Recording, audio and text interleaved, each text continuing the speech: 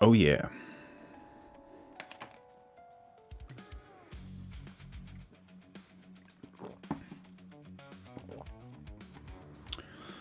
If at first you do not succeed, try again. Try again. Try again.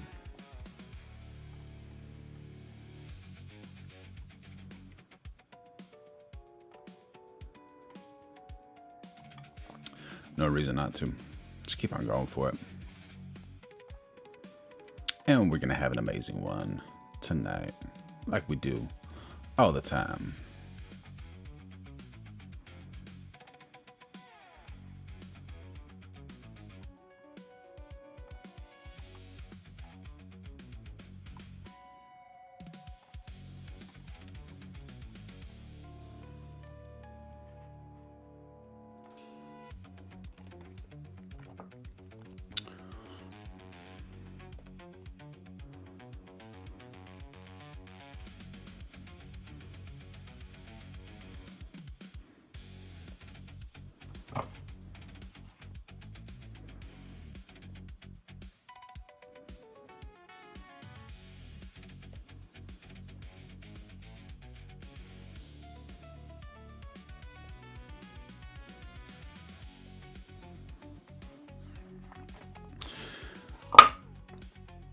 So I learned something today. I'm gonna need to read this for y'all. Just so y'all know. Let me double check to make sure we're on. Yeah, indeed we are.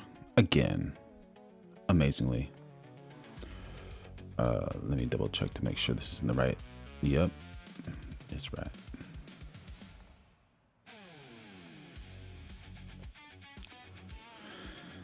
So the content on this channel is intended for entertainment, commentary, and satirical purposes only.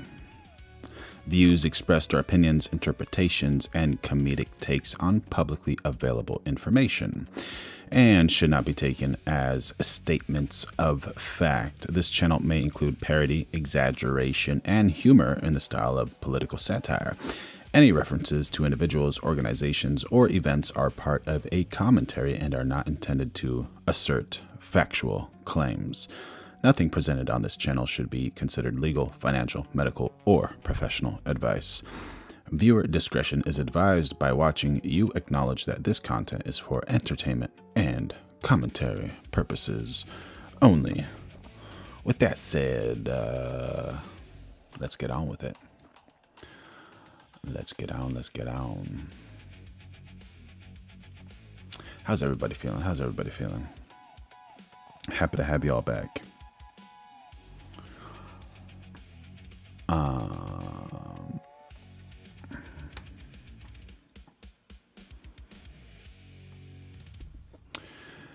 Yeah, so we're back at it again.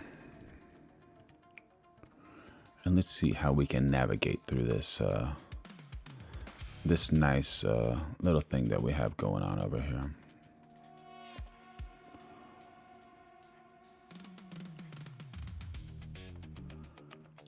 Who do you think is the most?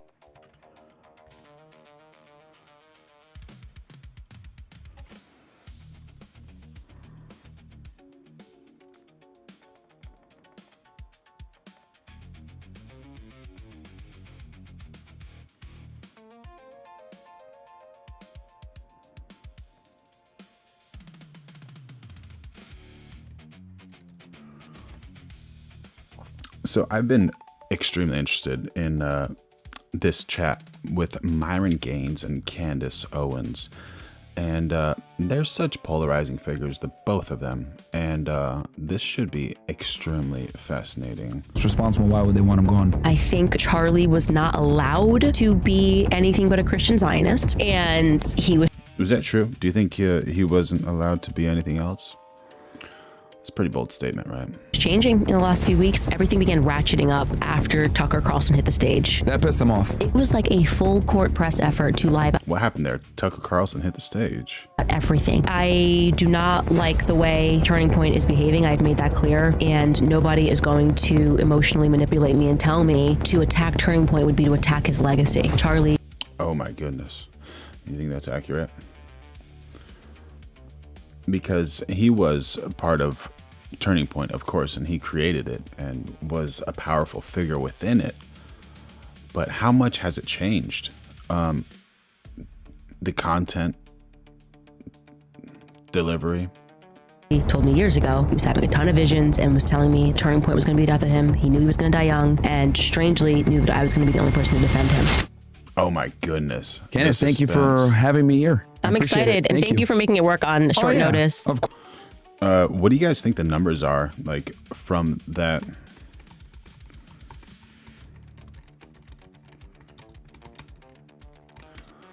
All right, let's see what the actual numbers are. So, following Charlie Kirk's assassination on September 10th, 2025, Turning Point USA experienced a significant surge in growth and engagement. Oh, I would have thought absolute different. The organization reported over 140,000 inquiries to start new high school and college chapters within weeks, with approximately 200,000 people signing up to participate in upcoming elections. Existing chapters also saw increased attendance, such as the Ole Miss chapter, which went from large meetings to drawing hundreds to thousands overnight. More than 120,000 students nationwide expressed interest in launching new chapters shortly after Kirk's death. The group already had over 1,000 high school chapters and expanded into K-12 schools with support from Republican leaders. Events like America Fest drew 30,000 attendees, signaling broad mobilization beyond politics into faith and community. Vice President J.D. Vance and Erica Kirk highlighted the movement's momentum at rallies, framing it as a continuation of Kirk's legacy. We have something here from Reddit, and it says evidence of the martyr effect, Turning Point's growth after Charlie Kirk's assassination.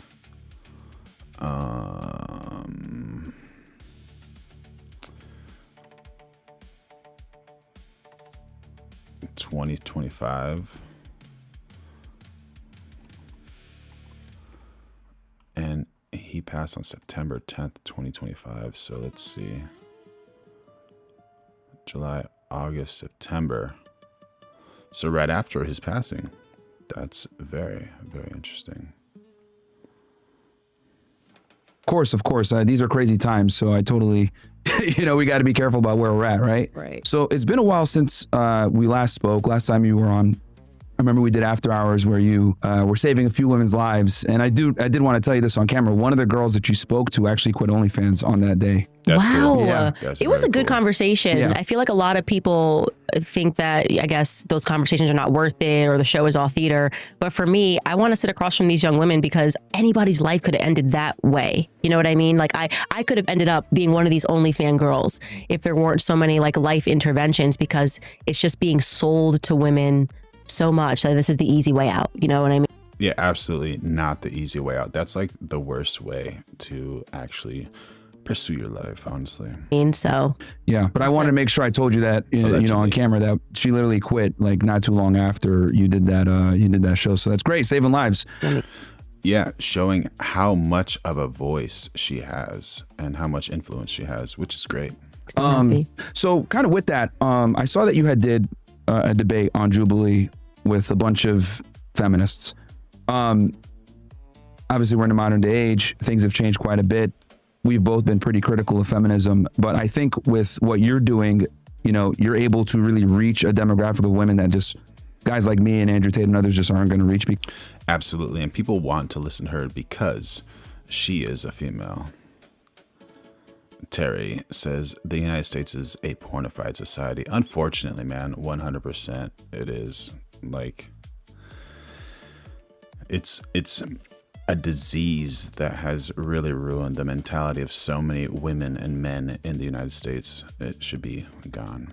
Caleb, Octopath fan, says Myron is such a loser. Laugh out loud. What do you dislike about him and what do you like about him? thank you for joining in on the chat. You don't have to say it, what you do or don't, but it'd be cool to kind of get some dialogue going. And we're going live every day of 2026. So make sure you like, subscribe, and turn on those notifications, y'all. Because, we're abrasive in the way that we get it. So they might want, another female's perspective on, the detriments of feminism and everything else like that. So kind of given how society is now, how do you see feminism today with young women? And then what do you predict is going to happen in the next 5 Chat, what do you predict is going to happen with feminism? That's a great question. And does feminism actually help women, or does it not help women? 10 years? Are we getting better? Is it getting worse? What are your thoughts in general on that? So I was actually very interested in Tate culture, I guess I'm going to call it. So I'm going to put you in that orbit. Tate culture. Of Tate culture, all of these male influencers that were coming out and calling girls bitchs and hoes and all this stuff, and people sat back and were like, oh my god, this is horrible, whatever. But I'm like, wait a second, whatever you think about him, whatever you think about Tristan, whatever you think about Myron, this culture got very big very quickly, and there's got to be something there, right? There has to be. So that was the reason. Yeah. And what do you think happened? Like, what was the reason that grew so fast? Like, it was just a absolutely fascinating experience of growth, so polarizing as well. And why I flew out to meet Andrew Tate. There was all these conspiracies that I knew him before, and all. I met Andrew a total of 2 times before I did his show. My husband hung out with him maybe 3 times in his life before him and I met. He was actually friends with PJW. Who is Candace Owens married to?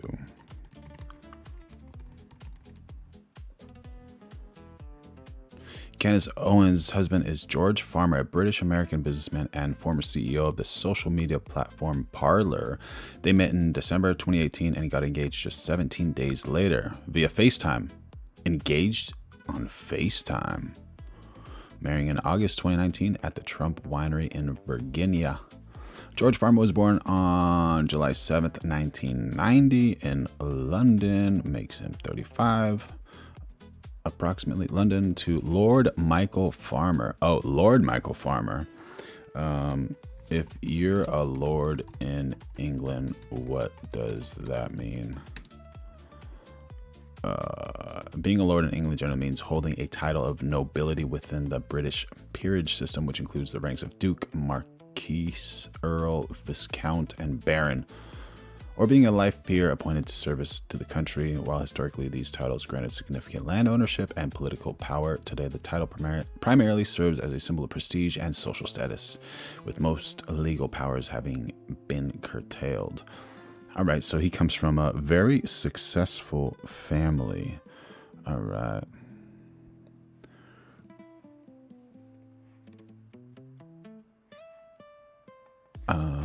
Let's see.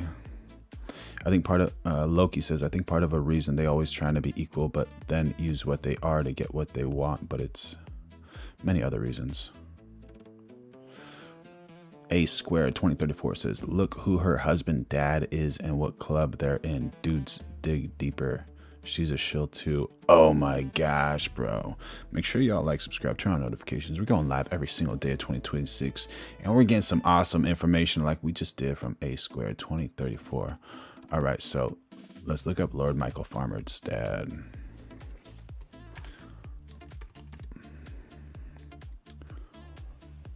Lord Michael Farmer's father was David Stahl Farmer, a metals trader who served in World War II and was wounded during the conflict. He died in 1950 at the age of 40 due to alcoholism. Died young when Michael was 4 years old, leaving the family in financial hardship and instability.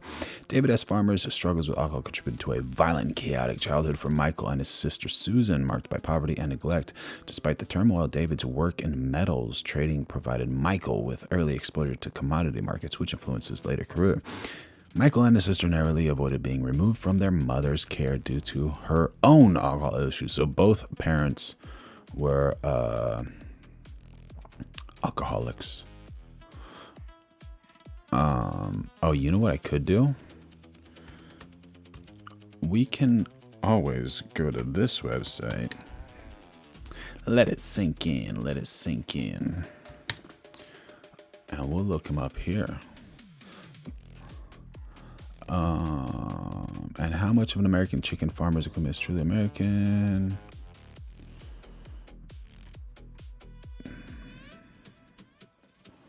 All right, so now we're getting some like farmer stuff. Let's see if we can look up.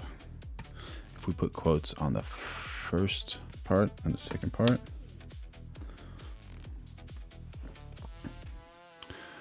Um, 1901, 1914, Hamlin, Territon. What am I looking for? Am I looking for some wild last names? William, Maria, Elizabeth. David Stallfarmer was the son of Henry Theodore Stallfarmer, born 1869, and his wife Annie, 1914, was living at 20 some other West Hampton. He died at Hendon. Okay.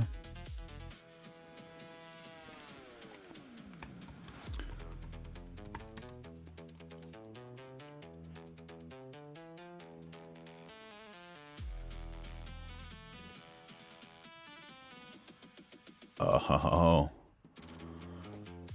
Candace Owens and Turning Point USA have been butting heads over the scheduling of a live stream to address her allegations about Charlie Kirk. Far-right activist Nick Fuentes has slammed conservative podcaster Candace Owens amid a row over her husband, George Farmer's birthday. Owens and Turning Point USA, specifically Blake Neff, have been butting heads over the scheduling of a live stream where the organization's leadership intended to address her allegations about Charlie Kirk. Owens had several theories after Kirk was fatally shot, allegedly at a Utah Valley University, even on September 10th, but he has not backed up with proof. Recently, she accused the TPUSA leadership of betraying their founder, prompting a challenge to Owens. All right, let's see what does Fuentes say about it.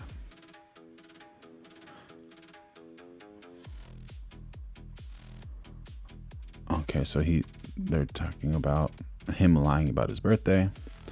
Fuentes has firmly been on TPUSA's side in the live stream scheduling row. He'd earlier replied to a post from Owens saying, "You were invited to TPUSA headquarters to press their leadership live and in person about their role in Charlie Kirk's murder, but you can't go because of scheduling conflict. LOL. Isn't this what you have been pushing for since September? Time to put up or shut up." Oh, he's telling her, he's like, you know what, woman? Go on and do that thing.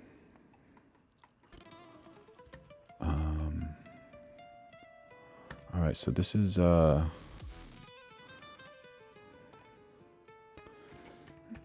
what this dude looks like.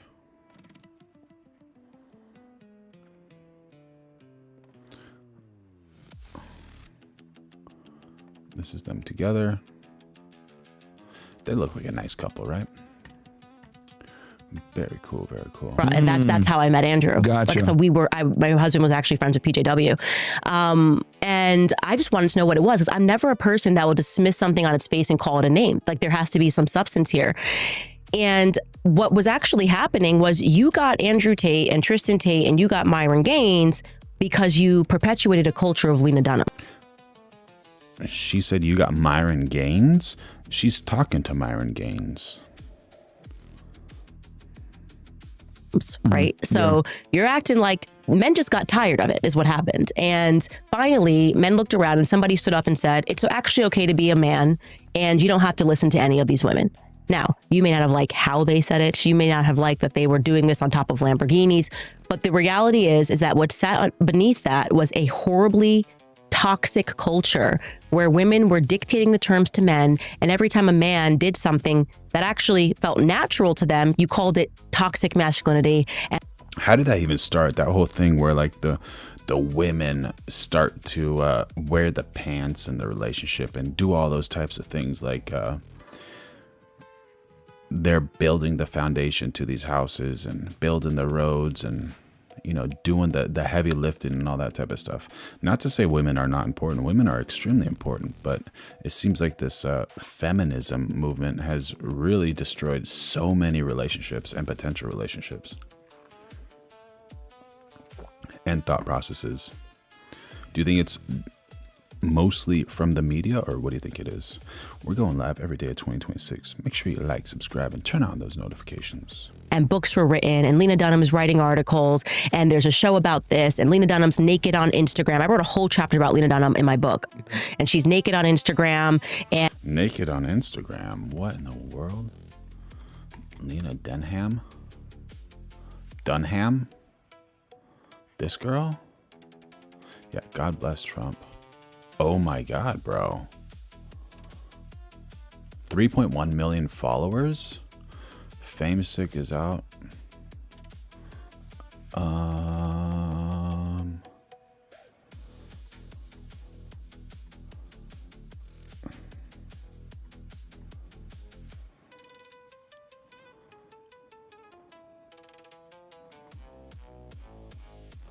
Do you guys know about this Lena Dunham person? Like, what is she even like?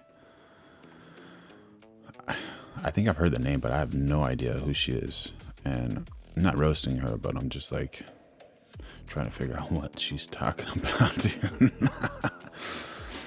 Stephanie has joined in on the chat. When men was beating, alcoholic, abusive. Yeah, men shouldn't be beating unless they want to beat a punching bag or something. And alcoholic, not cool. And abusive, not cool. Oh, that's when you think feminism start, I'm guessing. Thank you for joining in on the chat. We're going live every day at 2026, so make sure you like, subscribe, turn on notifications, and let me know who this lady is if you want. And she's lecturing you if you don't want to see her, overweight, naked, and tatted up. So you can't blame the culture, take culture, until you are ready to address where this actually came from, which was. And if she wants to be big and tatted up and be revealing, like, kudos to her. And if you're watching it, I guess that's kind of what that person wants to see, you know? Is there anything wrong with it? Women constantly bashing men over the head and telling them that masculinity, full stop, was wrong. Given the problems that we have, obviously, whether it's me or Tate or other people, will kind of come in and say, hey, this is what you need to do as a guy. This is how the modern day marketplace is now when it comes to dating. What's your approach to... Ladies and gentlemen, Jigsaw Player 5150 has joined the chat and says she looks like just some normal looking Democrat, bro. Allegedly.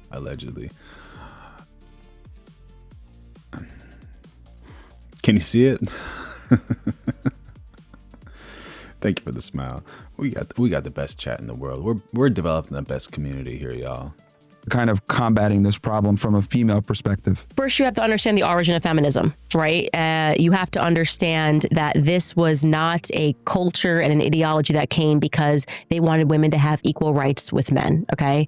This was a CIA-sponsored PSYOP. What? CIA-sponsored PSYOP? Gloria Steinem was sponsored by Gloria Steinem. Feminism, CIA, PSYOP.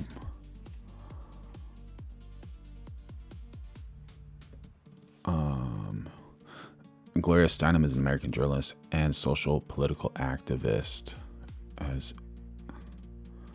What does she look like?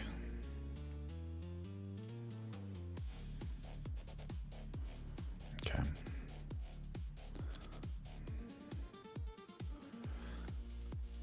Search results indicate that Gloria Steinem worked for a CIA front organization called the Independent Research Service from 1959 to 1962, funded by the agency to send American students to counter Soviet influence at international youth festivals. Steinem later described the CIA as liberal, nonviolent, and honorable, and did not deny the funding when Ramparts magazine exposed the program in 1967. Wild.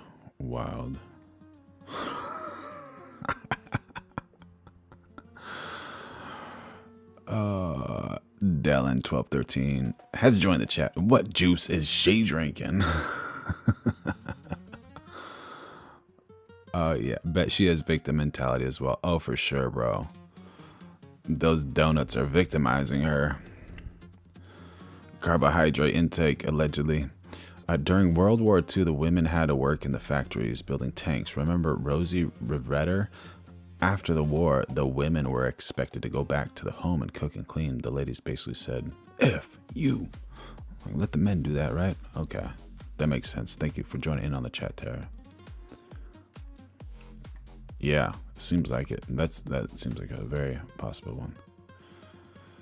8 Squared has joined the chat again. House of Lords, by the way. There's great breakdown on YouTube by Mid Unveiled. She's like controlled opposition. Who TF gets married in 3 minutes? They do drop the truth, but it's mostly service level. Yeah, dude. I heard some wild things about Candace, and it's wild. She's like going in and going hard, and people are saying like, is she just one of those people that's trying to like pull attention away from what's happening? She's just being like so polarizing that it's almost like a distraction. By the CIA. Okay, these protests were sponsored by men in government. But she's also dropping information like this, which is kind of like, you know, I suppose that would start a crazy movement. A lot of them homosexual, actually. And the reason for that was simply because they wanted to tax, it was actually twofold, I would say. They wanted to tax household income both ways. And also they wanted women to, instead of focusing on their kids, which comes natural to women, right, to be the quote unquote, like I say, CEO of the household. Yeah, Candace does have, like when I first saw her, I was like, she's an attractive African-American female that has like completely opposing views to the general population of African-American females. I was fascinated by her. I was like, how does she get to that place? You know, like I'm not saying anything good or bad about her, but it was just like, she's absolutely different, 100%. They wanted to remove that and to have the children given to the government for 6 hours a day. Yeah, which, is that a good thing to do? Honestly, give your children away to the government for like 6 hours a day. Loki, I joined the chat. And half of the reason was because they felt some type of way going back to the ways they were. Some of it was because half of the man that came back couldn't find jobs. Now it was a larger workforce. At that point. Yeah, for sure. And have you guys been seeing those videos of all those women? They're like, I just want to be a housewife. Like, take me back. I don't care about all this stuff. Like, just get me back to being a housewife. And like those women are just like begging for the old days, you know, and it's kind of a beautiful thing to see, but man, oh man. A squared 2034 says it's to divide and conquer. What better way to stop uprisings if you control what comes out? That's 100% true, man. 100% true. Paladin Morningstar has joined the chat. Candace Owens is a P3D supporter. Man. I hope you're wrong, bro. But anyways, thank you for joining in on the chat. Make sure y'all like, subscribe, turn on notifications. We're going live every day at 2026. Beyond 6 hours a day, 6 hours a day, plus whatever sports activities, which gives the government full control over the minds of the children. This came straight from the Pale of Settlement. After they assassinated the Tsar, you had these Jewish women like Emma Goldman, who came over to America. Emma Goldman was the mentor to what's her face from Planned Parenthood. I'm blanking on her. Oh my gosh, dude. Emma Goldman? Yeah, she's got those glasses that don't even have the arms on them. Marxist. I gotta give Candace Owens some credit, though. She seems to know a lot of her history. So Emma Goldman was a Russian-born anarchist, revolutionary political activist, and writer. Oh my gosh. Is she good for the community?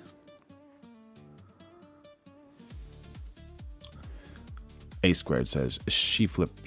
I think that person's talking about Candace Owens.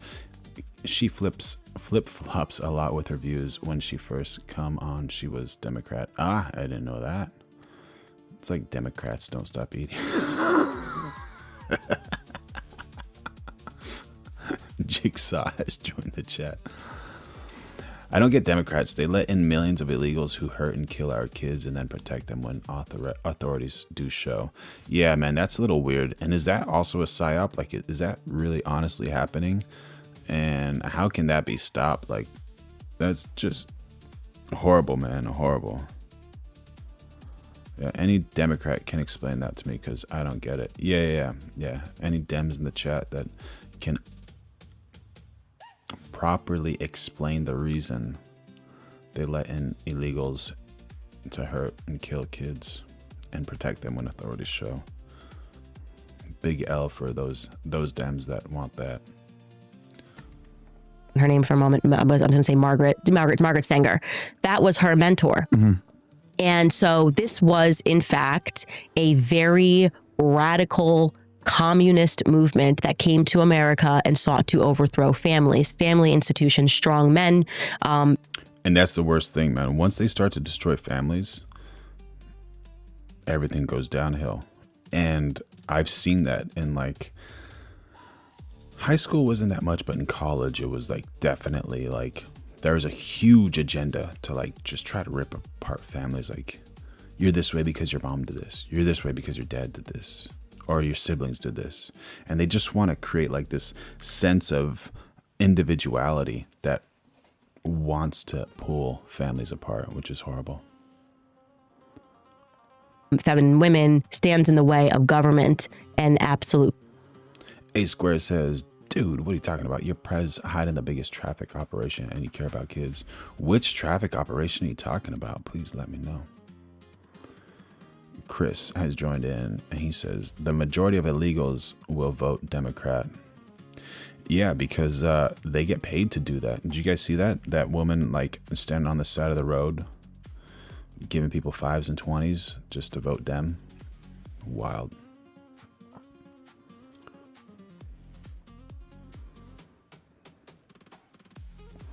Oh, yeah. Talking about the E Island Man cover. Yeah. Are they ever going to release those files, man? How wild would that be?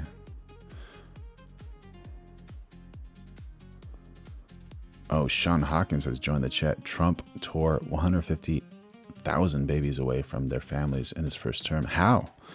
Are you talking about, how did he do that? Control. In your book, Make Him a Yeah, Loki, she probably was. Sandwich, what are some of the things that you tell the women? Because I'm assuming it's a book that's going to be centered around how women can kind of get in the marketplace, find a long-term partner, get married. What are some of the strategies that you tell women to implement to find a partner? You don't have to give it all away. Yeah, no, it's fine. I don't even. Those are good questions. Those are very good questions. Wonder how she's going to answer that. Yeah, radical college professors, way too many in our colleges, 100%. And I think, are they getting paid? Are they honestly getting paid to do that? Like every family they tear up, they're just like getting paid an extra few bucks.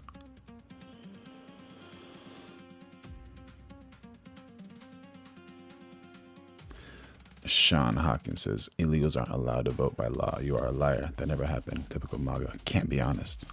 Yeah. One of the weird ways that they do it, which is unethical, is they say, okay, what is your name? All right, great. Here, now your name is this. And so they write their name and they say, this is the paper, this is that paper, this is that paper. So they have a physical body signing something that is not actually their name, and they get votes that way. It's shown on video. And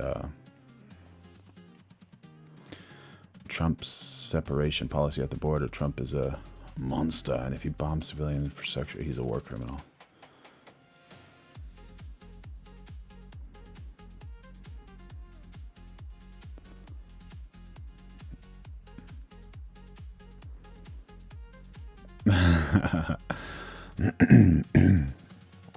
Jigsaw player has joined the chat. They don't even ID people to vote here. Sean Hawkins, you're free to look it up if you want. It's a pretty cool video. Try in my book to sell them a strategy or a technique. I just tell the truth. So here's the history of feminism. Here's what we were told in school. Here's and I'm open to learning new things, you know, like, let me see if I can do a quick, see if I have this really quickly, just to show you this. And by the way, please like, subscribe, turn on notifications, because we're going live every day, 2026.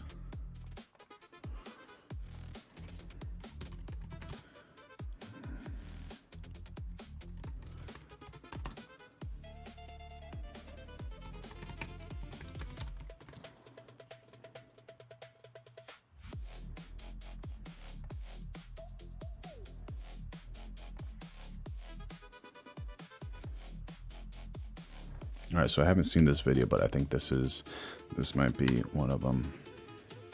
All right, a video making its Rounds on social media appears to show people getting paid $5 to sign a ballot initiative. And it has people only 5. I thought it was 5 to 20. Really criticizing the signature gathering process. Take a look at this video. Let me see. Sean Hawkins, you still in the chat? You watching this? What do you think about this, Sean? This was posted on X by JJ Smith, who tells us that he saw this happen in San Francisco. He saw this happen in person in San Francisco. Says that he noticed a line of people waiting to sign what appears to be ballot initiatives at a table. One of the people in line tells him that you can receive $5 if you sign the petition. $5. Yeah, 5 big buckaroos. Now, in the video, a woman behind the table appears to tell people what name and address to sign on that petition. Did you get that? What name and address to sign on that petition? Smith says the entire encounter made him question the legality of the process. They was coaching them to what name they signed, what address, and what city. And right there, that rang the bell in my head is like, that turned on the light in my head like, that's not legal. Why not sign your own name? Building a Better California is a policy organization who says this was one of their campaign documents that was being signed. A spokesperson with the organization says they are outraged and do not tolerate this type of fraudulent activity in the signature gathering process. The campaign will reject any petitions that are received from that. What a cool drone shot. But do you see what I'm saying, Sean? Circulator. The California Secretary of State says that it is reviewing this matter and reiterates that it is illegal to give money in exchange for signatures, and it is. How am I dishonest? This is from ABC 10.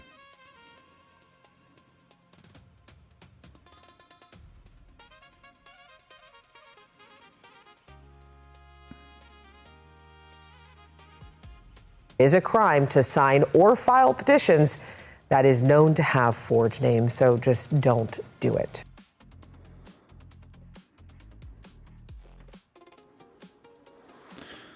Might be a scam, huh? Just might be a scam. So if they're doing this on the street, this isn't behind closed doors.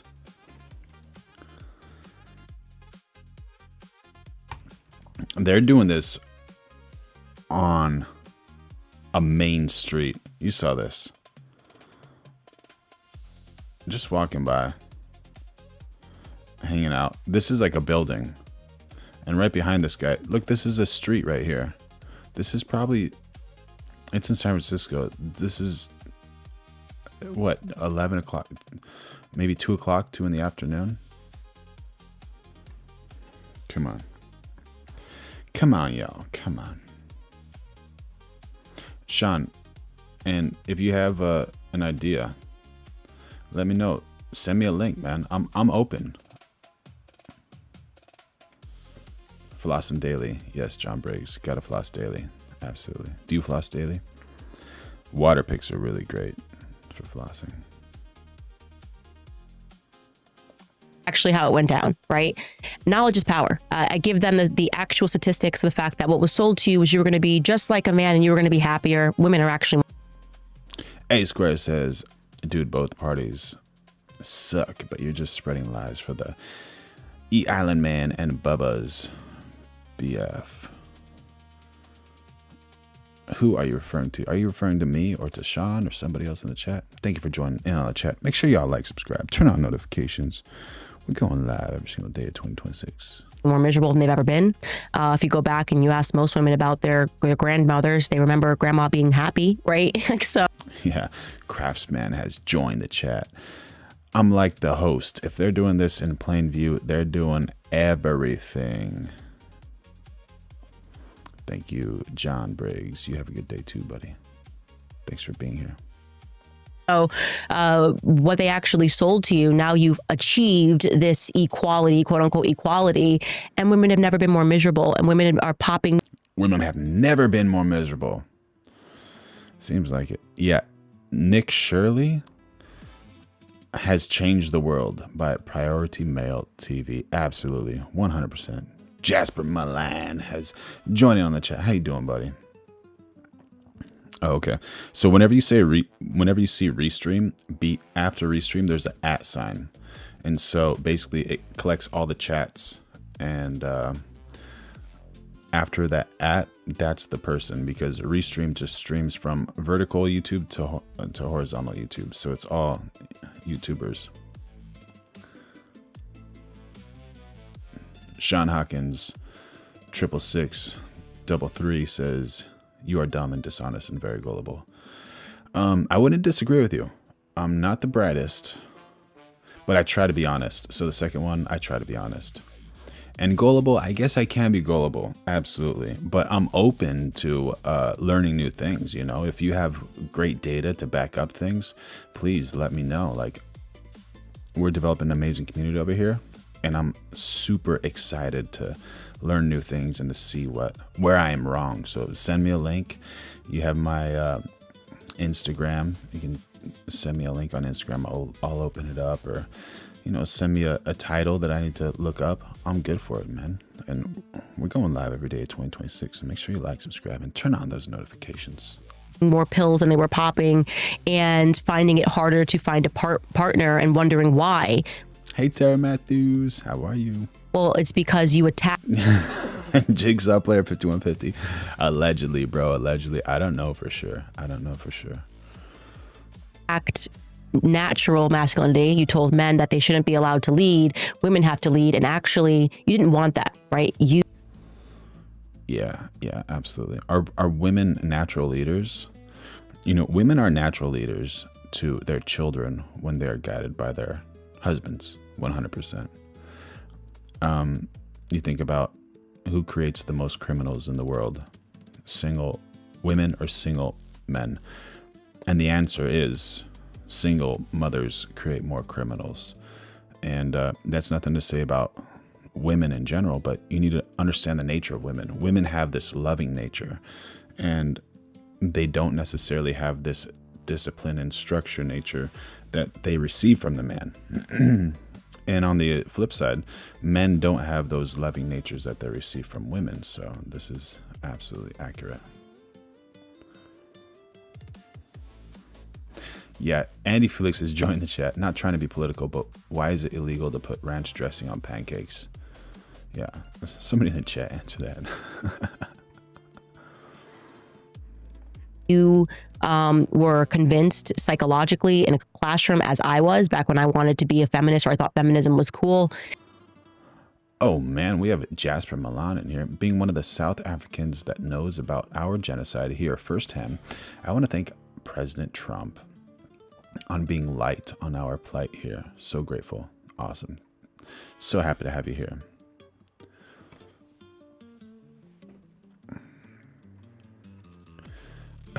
Sean is probably from Somalia. Antonio Gint has joined the chat. Probably, bro. Probably.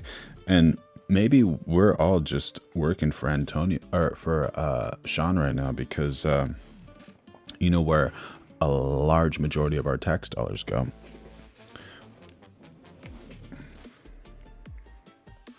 And you should know that. And I think that that's how you change things, without trying to say, here's a strategy and here's how we're going to move forward. Let people know true knowledge. Let people I can't say that, Lone Wolf. know true history. And I think the rest of the stuff happens naturally, or I hope. A squared 2034 says, please do your own research. Well, we're building an amazing community over here. So if you have something that is like incredible and just proving me wrong, or one of those types of things, bring it, man. It'd be awesome. For you on your journey, when did you figure out that feminism was a lie? Was there a certain event that triggered it that you were like, holy crap, this is BS? I actually tell the story in this book. I think I do, actually. Yeah, it's weird how those streams work. I don't know. On me, the streams are actually both vertical as well. So I have no idea. I think it's in this book, or it's in my last book, actually. It's in Blackout, of this teacher that I had, and I was required to take a Feminism 101. It was called Women's Studies. Maybe it was Women's Studies 201 at the University of Rhode Island. And at that time, I was like, yeah, I'm a feminist, of course. In college, that's where it happens. They try to turn people into feminists and pull them away from their families. you know, and then also get them into this debt that is unforgivable. So that's a wild one. Who doesn't want equality as they sold it? Yeah. Again, to his classroom, and this teacher, I realized very quickly, was not actually motivated by wanting equality. I was in a classroom where she was trying to convince me that every problem that we had in society was due to men. This was JG2730 says, this is not live. What do you mean this is not live?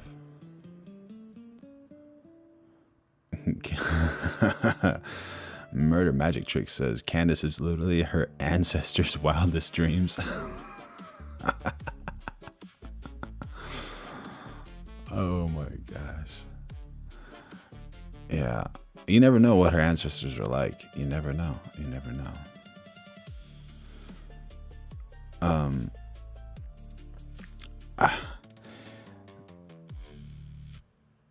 You never know. Oh, the reason I have two channels is because some people like to watch it like on television, on PC, on tablets and all those types of things. So if I have it only on like vertical, then only phone users can watch it, I think. And then if I'm on horizontal, then people on desktops can watch it as well. Yeah, absolutely. So like on one of the lives, I have X amount of people. On the other live, I have like another X amount of people. Captain Blackbird is here. was a literal class that was designed to basically teach women to hate men. Yeah. Like no matter, all you had to do to get an A was... What happened with Sean? Did Sean leave the chat, man? You're not going to prove me wrong and tell me the reason I'm dishonest or an idiot or gullible? Come on, Sean, we're all waiting, man. Prove me wrong. Yeah, 100% Jigsaw Player 5150 has it. Has hit the nail on the head. He says, that's what Dems do, lone wolf. It's all victim mentality. She would introduce any problem. She could have lost her keys that morning and been like, why did this happen? Patriarchy. Well, you know who designed cars? You know who designed cars? Do you know who designed the whole concept of a car key and who designed the couch that you lost it in this morning? It was Jigsaw Player 5150. Yeah.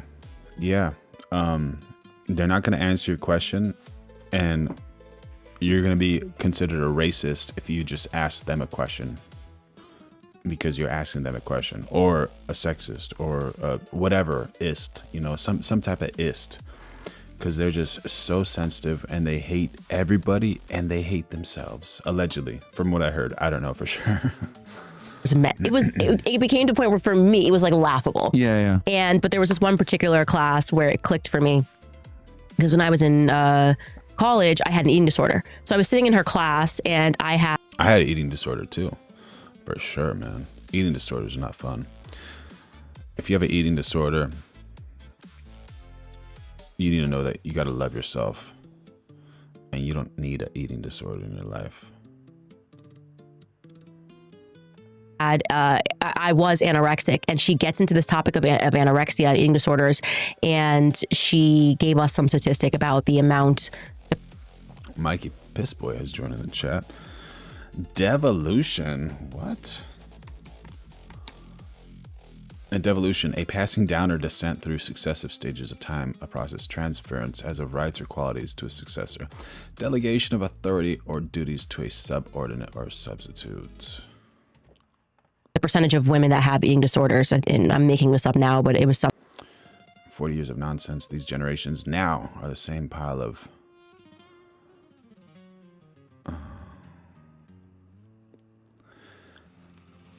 a C word, people, different faces, and the change that is going on from them was never intended for Americans who are the greater good. Something like 80% of people who have eating. Yeah, it'd be good if like the change was actually for the greater good, honestly.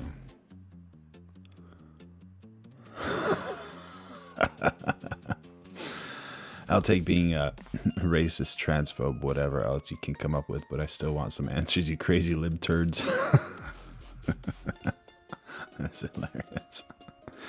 Make sure y'all like, subscribe, and turn on notifications because we have the best chat in the world. Disorders are women. And she asked the class, why is that? And we were supposed to say, and she did say, that it was because men control the advertising agency and men want women to be skinny.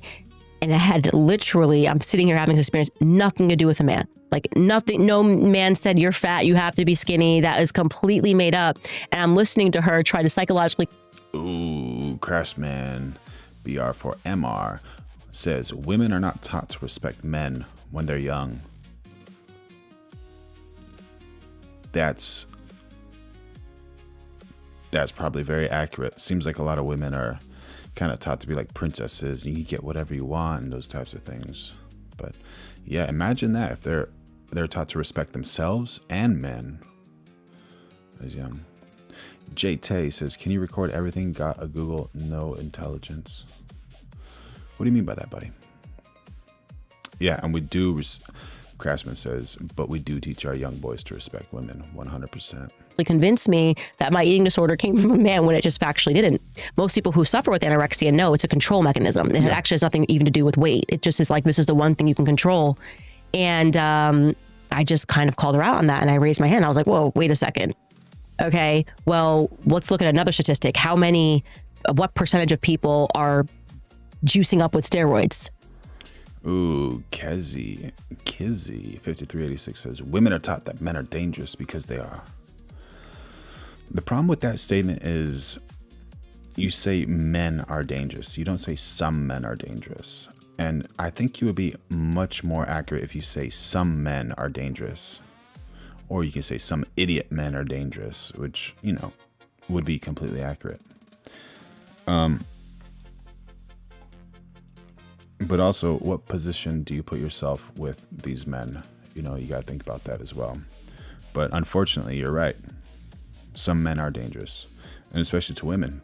Majority of men are much stronger and more dangerous than women. But what do they do with those capabilities? That's another thing. And if you surround yourself with some good men, what do you have to worry about? Right. That's not a super healthy thing to do. Thank you for joining in on the chat. We're going live every day of 2026. So make sure you like, subscribe, and turn on those notifications. So if we said that 90% of it was men, would you have presented to the class that it was because of women? Right? Because women are telling them they have to look like this. And she was, when I say she went white and she... Terry, the easiest way to show the inequality between men and women is to look at the Forbes 400. Out of the richest 400 people on the planet, only 35 are women. And out of those 35, tell me how many of those women have made it by themselves without the help of men. Like, who's like one of the richest women in the world? Melinda Gates got her money from Bill Gates. The Walmart heiress, she got her money from her grandpa, who was the man who created Walmart. Bezos ex, Jeff Bezos, Amazon dude. Yeah, a lot of these very successful women are successful because of the men in their lives monetarily. And I'm not going to say that having a lot of money means you're successful. There's other forms of success, but we're talking about money there. He said to me, and I always tell the story on stage, she said to me, I feel like... Jigsaw Player 5150, super happy to have you on board. You're the man. Thank you, man. Like you were sent to me from the men's department. Of course. Yeah. And I told her back that I was sent to her from the common sense department. Yeah. And that everything couldn't be because of men. So I think that was kind of the first time that it clicked for me that this... Lone Wolf says, if you want people to be dumb, then vote for Democrats. Then you're instantly dumb AF. Yeah.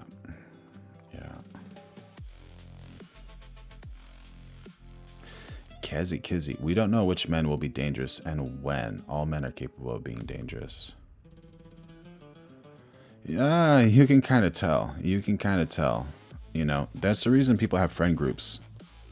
And like with the guys, you know, you have those friends that are like girls, like, oh, she's a cool girl. This girl's easy, and this girl's bat shit, cray, so stay away from her. You know, so there's like That's the reason friend groups are super important, And then also get to know people. What are you talking about? Like, be in a public place, talk, chat, have exit routes. You don't need to like go and be like one-on-one with some person. Like, do your own research. See if that dude's cool. Like, what's his past like? What's his credit like? What's his criminal record like? Do your research. Check to see if that man is actually good for you and your family and your future. So that's kind of what you should do. And also, they should actually teach things like that in college, of like how to figure out like if this is actually a good guy for you. This was some sort of a psychological program. In many ways, I was actually saved by. How old were you at that point? I was in college, 20s? so I was 19. Okay. Yeah, right. It was the first year. Yeah, Antonio Gint has joined the chat. Thank you, buddy. Happy to have you on board. College. Okay. So. Oh, we got to read this. Decisive Dev in the chat, John 3:16. King James Version. For God so loved the world that he gave his only begotten Son, that whosoever believeth in him should not perish, but have everlasting life. Well said. Well said. Jasper Milan says, don't forget to hit the like and subscribe button. It means a lot and costs you nothing.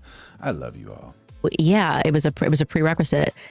Jigsaw 5150. I know that's true. Not everybody has friends groups, but you can always join a sport. You can do whatever you want and find that thing that you love and that you resonate with, and then just slowly develop things. You can find friend groups everywhere. And all women are capable of being dangerous. Extremely dangerous, bro. Super dangerous. Yeah. I had to call the police on a woman a couple weeks ago. Stalker. So, yeah. Kizzy 5386. Anyways, this live is dead. Is it? That's what I get for giving you advice on how to find a good man. Well, I wish the best for you, girl. And the Lord loves you. And if you join and subscribe to this channel, you'll be part of the 20% of the female audience of this channel. Yeah, women are so unpredictable. So it was interesting for me, I think. Did that make you shift your priorities? Like, I was never a gun-ho feminist. I just was like in the back of my mind, same way that I was liberal. Like I was never voting Democrat, but if you had asked me, what do you think about this? I would have very quickly been like, of course we need feminism. Yeah. And then I was kind of thinking, man, these women are really annoying in this classroom. Because then there were the majors that were there, you know, the people, these women that were tatted up and like growing their armpit hair out. We had those. Jigsaw Player 5150. Nice, you're a gamer, dude. There's Discord, there's competitions, there's are there still like those computer cafes, gaming cafes? You find some cool people there, man. Out of 10 people there, you're not gonna probably get along with 10 of them. You might get along with 1 or 2. And the thing is, like, whenever you find friends, one thing that's cool is like you have friends and you have like your close friends, but also it's okay to meet new people even when you're with your friends. Like, it's fun.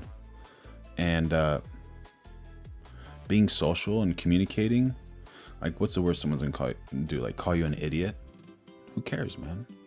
No worries, dude. Just find some new cool people to spend time with, or throw ideas across, or create a business with.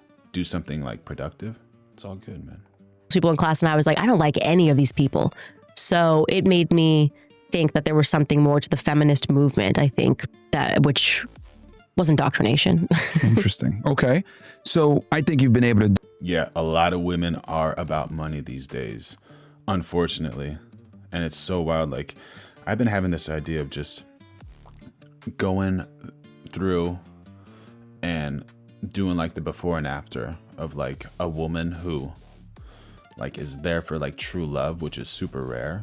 And she's like older and she's super happy.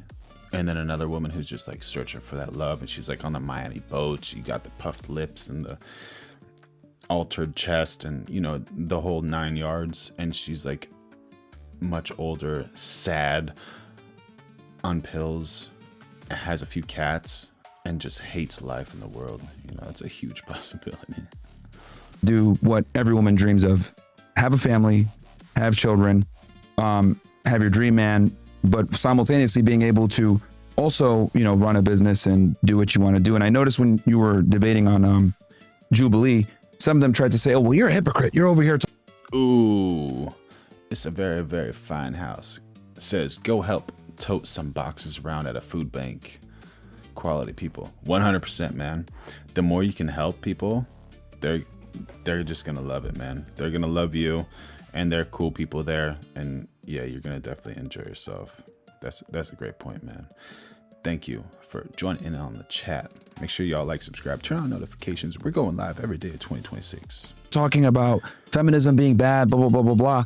But, you know, you obviously have a lot of things set up where you maximize your ability to be with your family, right? You do your show, get out of there, spend time with your family. What would you say to the people that sit there and try to call you a hypocrite because, you know, you're successful in your own right, but you've been able to also balance a family, which many women can't do. They want to do it, but they can't do it. What would your response be to those critics? Craftsman says, I spent 25 years with a woman that was beautiful and I was attracted to, and it got old after about 10 years. Man, living the dream, dude. Good for you, bro. But what do you mean it got old after about 10 years? Like, which part of it? Was it like the, if you want to chat about it, you're not under any obligation, but feel free if you want to. And you could always be anonymous, I guess. Or, I don't know. Yeah. First and foremost, do not allow people to rule you by exceptions. What I mean by that is, it is such a mistake to look at my life and to say, Jigsaw says, I've been single for just shy of 10 years. And to be honest, I'm happier now than when I was with my ex. She was very abusive and I let it happen. Good for you, man. Good for you. If you're happy alone, that's cool, man. But, you know, if you can't find a girl, it's probably good to find a good woman. A good woman. But it's better to be alone than to be with a psycho broad, that's for sure. Good job, man. But hopefully, Lord willing, you're going to find a good woman. Hey, Candace did this, and so therefore I can do this. My life is actually exceptional, right? We are sitting in my house. I do things on my own terms. I wake up in the morning. I get to homeschool my kids, right? I'm homeschooling my children for hours. That's now very important to me. I get to do a podcast from home, and I am actually doing something that I enjoy, right? What is the number one thing? If you find any woman that makes it and she's successful, what is she doing? She's tapping into her femininity, communication. Women communicate more than men. I have a whole chapter on this. If you have a daughter and a son, you know this. Women.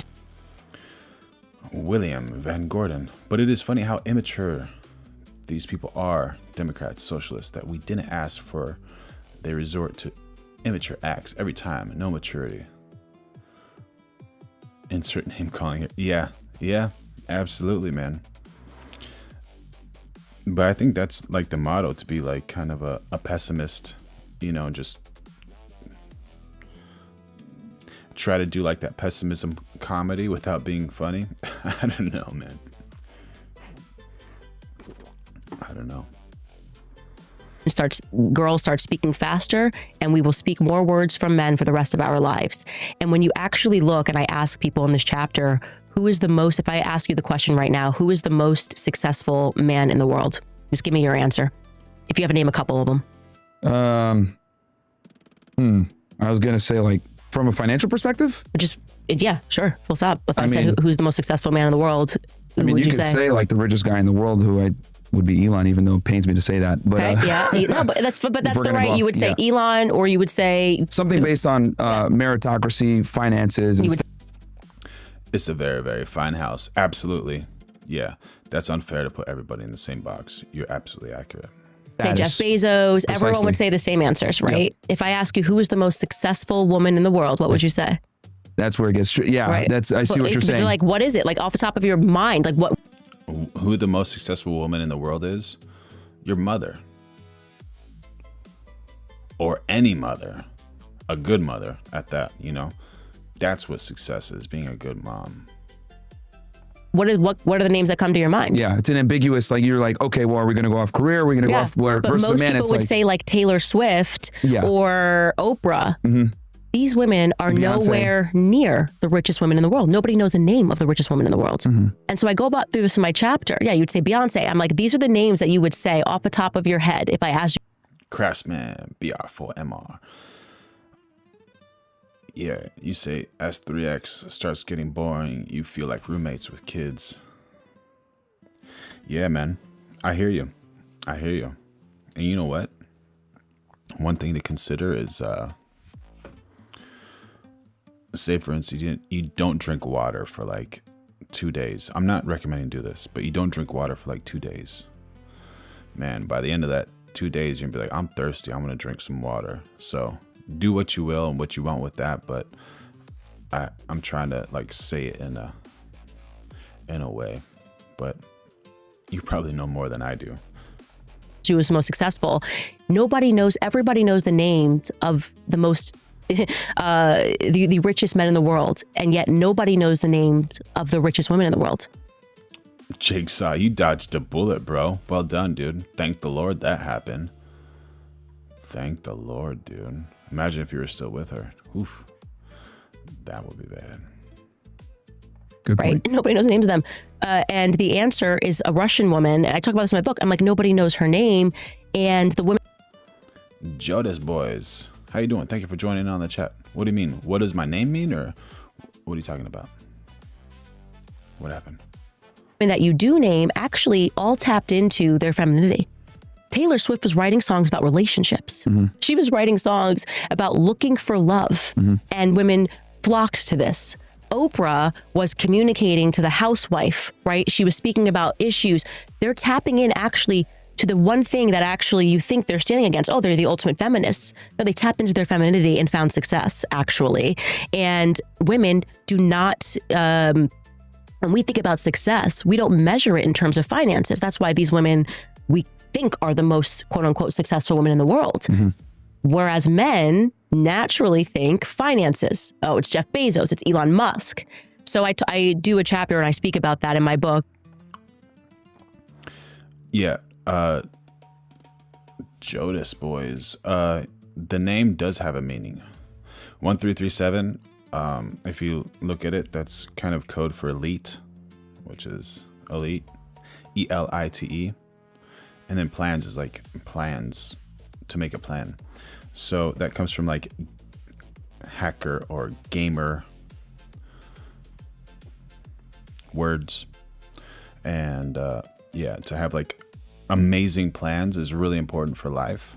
And that's kind of what I want to do for like the community, is kind of inspire everybody here to have like some amazing plans, to have an amazing life, because I think that there's too much content out there that is just degrading and bad and not good. So that's the reason like we have a word of the week, and like we do it every Sunday, and this word of the week is Kairos, and then we had a few other ones like serendipity, which is like a happy surprise, and trying to create some type of good content and doing good things here.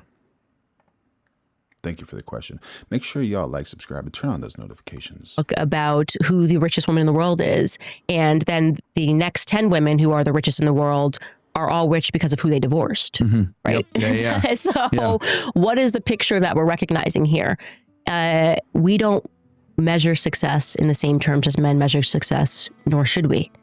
And it's important for women not to think that becoming financially rich somehow means that you are successful or that you have triumphed something in life. And since having children, like, how has that like shifted your priorities as far as, I mean, and you can go into as much detail or as little as you want, as far as like how you've kind of prioritized child rearing versus like maybe your career and doing social media as much? Because I noticed, you know, before you were super active, you still post obviously every day, but now it's like, you know, you have other priorities. So how has that kind of shifted? Yeah, my family is my number one priority. I would say having kids made me more secure. That's so awesome. Just the fact that Candace Owens says that her family is her number one priority is one of the most amazing things I can hear from a woman. And sure, she could be a shill, she could be this or that, but she's given some great data out there, honestly. Jodas boys, thank you for the sub, man. Happy to have you on. Yeah, and she's given some good insight for the women out there. And it's so interesting how Sean didn't show up, or Kezi didn't show up for the answers, you know? All right, y'all. Make sure y'all like, subscribe, and turn on notifications. We're going live every day at 2026. Secure than ever before. I just don't care about the noise. She doesn't care about the noise. And let me just shout out to Craftsman. If you're happy, you're successful, 100%, man. Are you going to put that on a shirt? That's a good idea. If it matters anymore. And also, I have real stake in this fight. Before, these were just ideas. America shouldn't be run like this. This is why, this is what's bad. Once you have kids. Thank you, William Van Gordon. You too, brother. You too. Yeah, it's a very, very fine house. Not all women. Yeah. Can't generalize all women together, even though there's some wild ones. Can't do that. You have actually a real stake in the future of America. So when I am podcasting, the subjects that I am covering to me are existential, right? Are we being ruled by pedophiles and criminals? That's now existential for me. What is happening in the school systems? What is happening in these churches? What is going on? This is now existential because my children will inherit the America that I fight for or the America that I remain silent about. And just to kind of finish off with the feminism real quick. So what do you think are the top 3 things holding women back from fulfillment and happiness right now? The number. Ooh, top 3 things from holding women back from fulfillment and happiness. Not respecting their man, not being close to the Lord, and not respecting themselves. What do y'all think? What do you think? One thing I would say that's holding women back would be not understanding the history of feminism. I think once you know that, everything, like, knowledge is actually power. I would say the second thing that's holding them back is the psychology of peer pressure. And that is the psychology, and the peer pressure starts when we are in school, with women being told you have to go to college, you have to have a career. Women and less pay? Is that what you're talking about? Chasing ghosts? Last thing you should be thinking about, you have plenty of time. You don't actually have plenty of time. Biologically speaking, you literally don't have plenty of time. Men might have plenty of time, biologically speaking, but your body is telling you don't. Mm-hmm. Yeah, that's true. Women do not have a lot of time. Biology clock is ticking. Craftsman says, from my experience, loyalty about 25% of women and about 60% of men. Selena Gurr 69 has joined the chat. She's now fighting Little Tim Pool and the quartering. Are you talking about Candace? Who are you talking about? Thank you for joining in on the chat. And so I think, and then that kind of gets into the education. The education system truly is just. Finehouse says, being expected to clear a man's plate is pretty degrading. Is that the right way to look at it? You know, like, who's doing the plumbing? You know, if a man's going to have the same mentality, he's like, oh, I'm not going to do the plumbing. That's kind of degrading. Got to smell something, got to move something, got to unscrew something, got to throw a snake in there, clear up that. Yeah, but everyone has jobs. You can't get away from that. Like 100%, a man, a woman, they all have jobs. 100%. So, yeah. Think about that. And what's degrading about it? Can it be sweet? And what does a man do for you too? Soviet propaganda in the classrooms. So those would be the top 2 things. And so they're ignoring their gut instinct and following the herd. So understanding. Deirdre Hines, she's talking about having children. That's right. What feminism is and how it came into place makes it a lot easier to understand everything else. All right, fair enough. What do you think so far about this switch in politics? What do you Yeah, Craftsman. Women don't build anything. They want to walk into everything already set up for them. 100%. And sometimes they don't have a problem ruining things, you know? It's a very, very fine house. I don't expect men to do the plumbing either. So who's going to do the plumbing? Are you going to do the plumbing? Or is a female going to? I've never seen a female plumber in my life. And I've seen a lot of plumbers. You think so far about this? Hold on. We got a new word. Servitude, a state of subjection to an owner or master, a lack of personal freedom as to act as one chooses, forced labor imposed as a punishment for crime. All right, so servitude, if it's expected, is that forced labor imposed as a punishment or a crime? Like, what type of punishment? Like, what did you do wrong to become a servant, I guess? And if it's expected, yeah, I think that's kind of like the wrong perspective to have. But it all depends on like what you guys agree on, you know, what you talk about. Yeah, that's a great question. The administration with Trump. Look at that. Good, bad, the ugly. Sad. Honestly, the first thing that I would say is that it makes me sad because obviously I spent a lot of time helping Trump get elected, trying to help Trump get elected, and Trump is... I see a photo right here, yeah. Yeah, he's a part of my political story, right? A part of my political... Natalie Peters had joined the chat. Everyone wants to keep looking at the band's job as the man's job, men's work. But they don't want to look at it the same way for women because it's degrading, ? Sorry, the man's job as the man's job, men's work. Very great statement, very great statement. Make sure y'all like, subscribe, and turn on notifications. We're going live every day at 2026. Awakening, if you want to call it that. And it feels to me like when he said, what Epstein files, you know? Are we still talking about the Epstein files? It was just like we were so close. We did everything we could. And we were supposed to be fighting a swamp. And then what happened? What, the Loch Ness monster, which is Israel, rose up and swallowed our hero whole. So it makes me sad. And I think we all can very clearly see what has happened on the basis of who is now supporting him. The literal... Joe's Boy says, some women think cooking is degrading, so they eat McDonald's. Oh my gosh. Great way to poison yourself. Go on, eat some McDonald's. Gosh. Yeah. Yeah. No, that cooking is not degrading. That's life. You know, like you need that to survive. Great point. Natalie says, my point is there is no stigma against everybody continuing to look at men's work. Still has the work that men do, but not for women. For women, it's degrading. I do not feel the same. Well said. Well said, girl. Well said.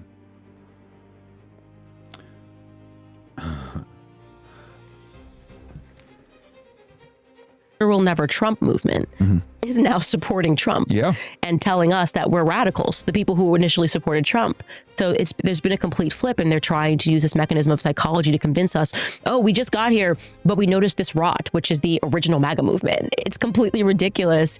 Their tactics aren't working, but I think it also indicates to us that there is something very scary and sinister that is in DC, right? That turns good men, it like petrifies good men that go in maybe with the best of intent.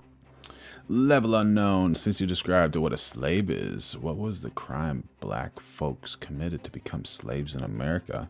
Great question. Great question. Did they bring criminals to America? And who were the people that brought slaves to America?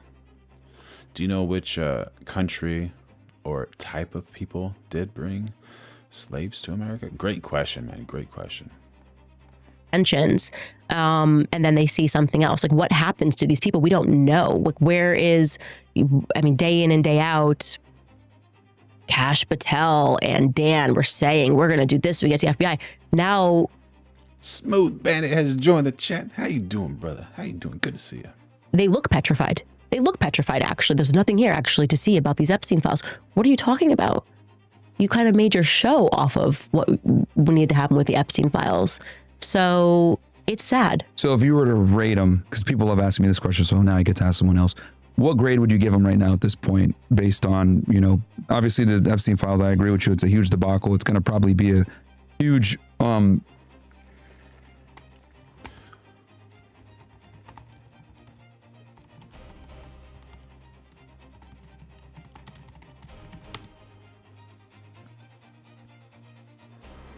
The vast majority of enslaved people brought to the United States originated from West and Central Africa, with specific ethnic groups including the Congo and Mbundu, from Angola, DR Congo, and Republic of Congo. While European slave traders organized the transatlantic transport, and Native Americans were also enslaved in the early colonial period, the primary labor force was captured through African tribal warfare and internal slave trading. So African tribal warfare, does that mean that they were prisoners of war and they were enslaved? Where West African merchants and merchant princes sold captives to Europeans in exchange for goods like guns and alcohol. Guns and alcohol, bro? Most enslaved individuals were from the Slave Coast and surrounding regions.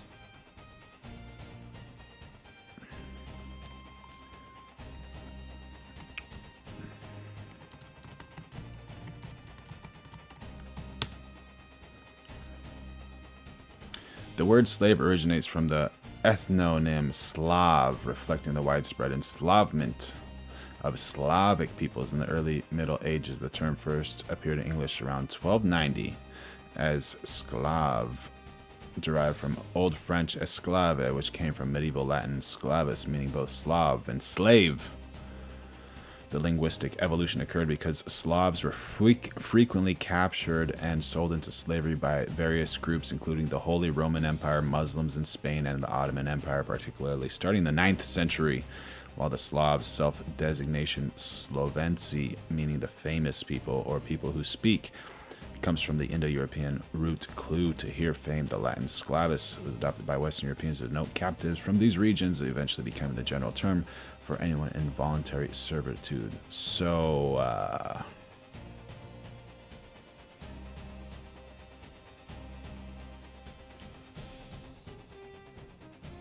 the semantic shift from an ethnic identifier to a condition of servitude was solidified between the 9th and 11th centuries as Slavic captives became a dominant group in European slave markets. Some scholars dispute the direct link through the Slav origin meaning. All right, so let's see, 9th and 11th century.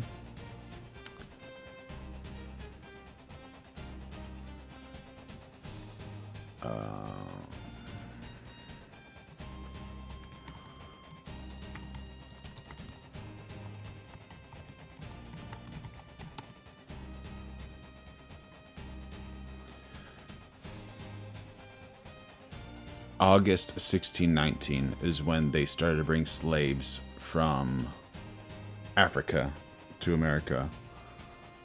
And what is the 9th century?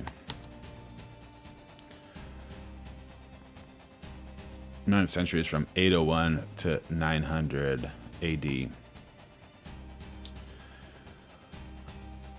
So slaves actually came from the word Slav, and you know what Slavs are, right?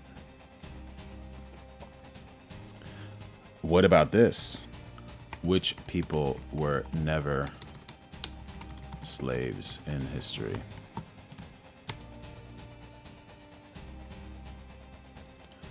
Based on historical discussions and available records, no race or major civilization has been entirely free from the experience of slavery or forced servitude at some point in history, as a practice has been nearly universal across organized societies.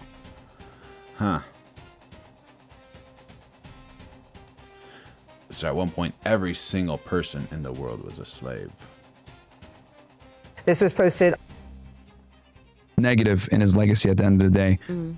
If you had to grade his presidency so far within, what, we're 11 months in roughly, what would you say?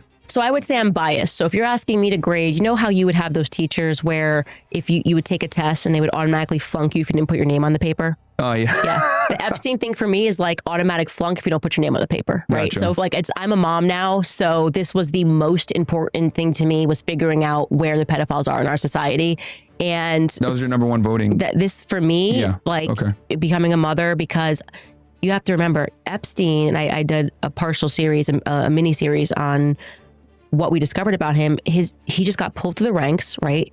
Bankrupted Americans. Same thing with the Maxwell family, bankrupted people in England, and was allowed to do this. He had absolutely no background. He was given access to children. He had an office on Harvard campus, despite only having a high school diploma, which I can't even verify his high school diploma, if I'm being honest with you. And this was going to show us everything. He had access to Hollywood. He was working with Weinstein. He had some notorious fight with Harvey Weinstein right before Harvey went down. So now I'm kind of going back in my mind and thinking that's a question I should probably ask Harvey Weinstein, is what they were fighting about. And he had access to models. I mean, this man was just handed the keys to Les Wexner's empire. Les Wexner. Search chattel slavery. Let's do it. Chattel slavery. Chattel slavery is a system of human enslavement in which individuals are legally classified as personal property, chattel, owned by another person, able to be bought, sold, willed, inherited, or traded like livestock or furniture. Unlike debt, bondage, or indentured servitude, where freedom is theoretically unattainable, chattel slavery involves permanent hereditary bondage, where the enslaved person and their offspring remain property for life with no legal rights. Wild.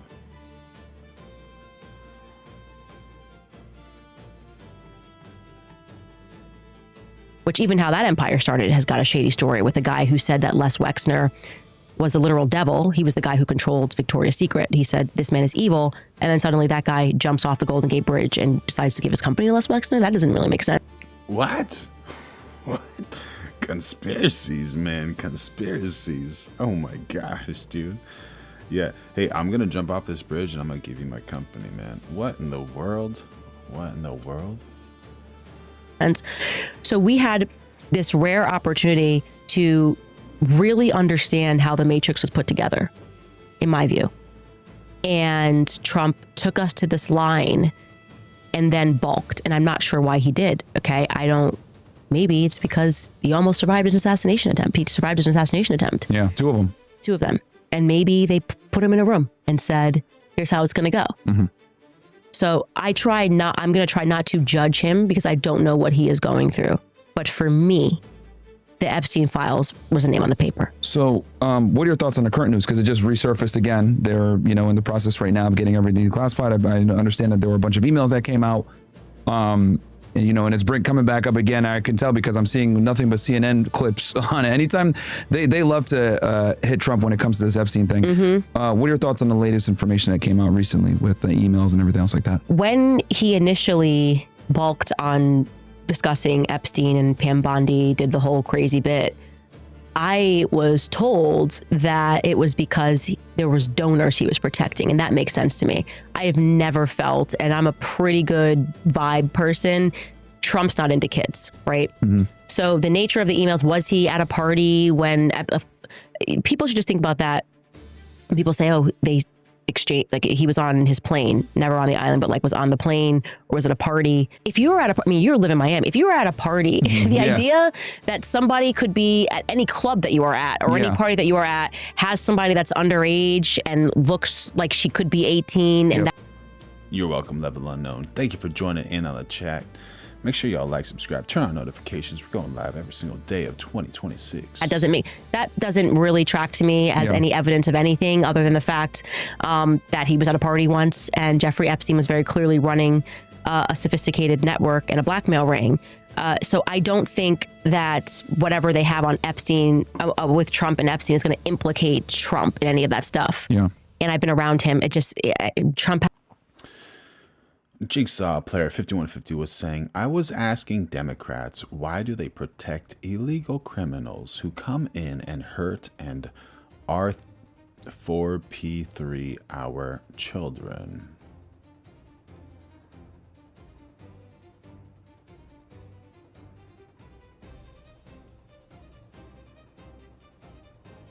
And I'm searching for the response.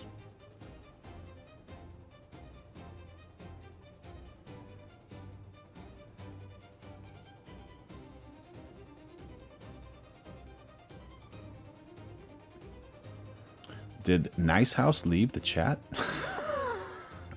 Or still developing a rebuttal? Regardless, everyone is welcome here, and we're going live every day at 2026, so make sure you like, subscribe, and turn on those notifications. Oh, Fine House. Yeah, I'm looking for you. All right. Has a type, and I have never felt that vibe from him at all. But I do think he's protecting some of his owners. I do believe that, because I look at them and they just creep me out. Fine House has said the same response a few times. Fine House says, "What was the question I was typing?" And he took a lot of money from Miriam Adelson, the Adelson family, hundreds of millions of dollars from Miriam Adelson.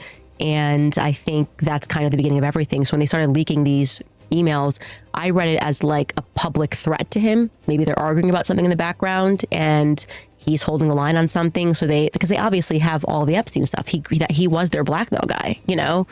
And so if people don't listen, they probably do a little trickle.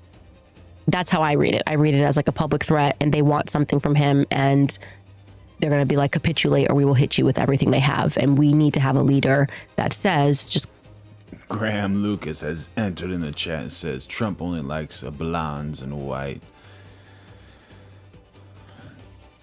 Did you see that lady? Oh, I got to find this video for you. Comes right out in a press conference. Make sure y'all like, subscribe, turn on notifications. We're going live every day at 2026. And says, they have this about me. They've been threatening me with it. I'm going to tell them to release everything, and I'm going to hold the line. People would cheer. We wouldn't even care. We'd be like, okay, like, as long as you're not implicated in harming children, right?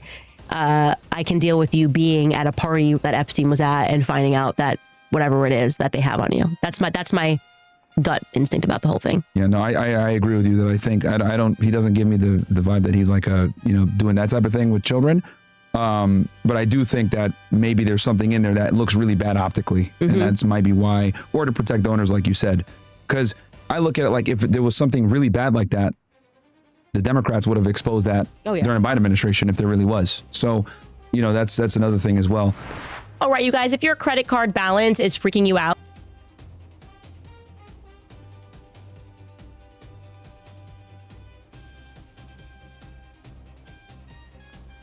Speaking of the Zionist lobby, we're talking about Miriam Adelson and Epstein and everything else like that. I'm searching for the video right now for y'all. I'm going to find that thing because you got to see this one.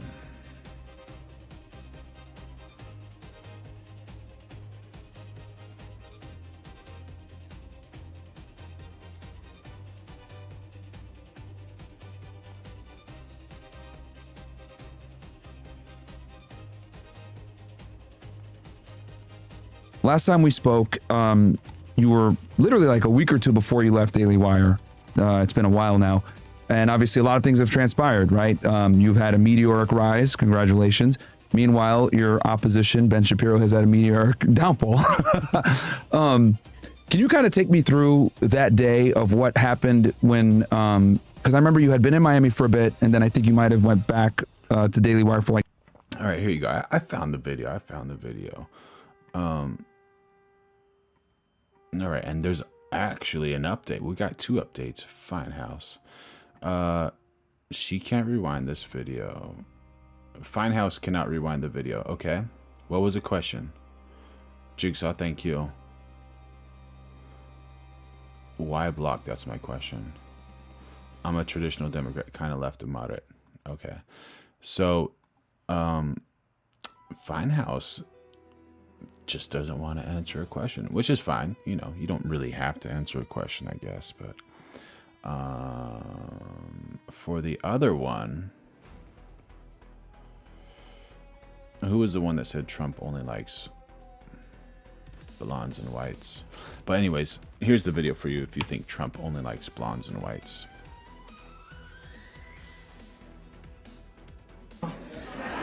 I appreciate that because I can trust him because he tells exactly how he feels and what he thinks. Thank God for this president. I am filled, my cup runneth over. because he allowed his constituents, his people, to come to my house to interview me, to talk about the murder of my grandson. It seemed like nobody cared. Nobody cared. No one from the left cared about her and the criminals.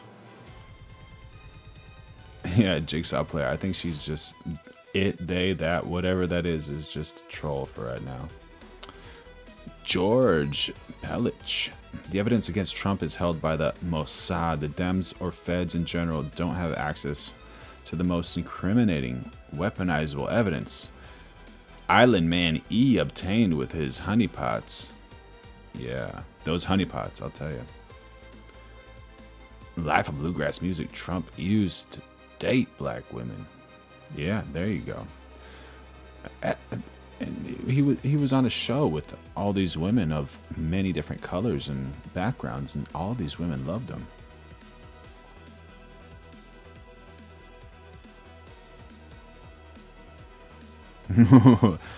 What are you doing? Trying to win the weak black vote? Another demon in disguise is... I can't say that, bro, but... Still no answer. Yeah, Jigsaw, please provide...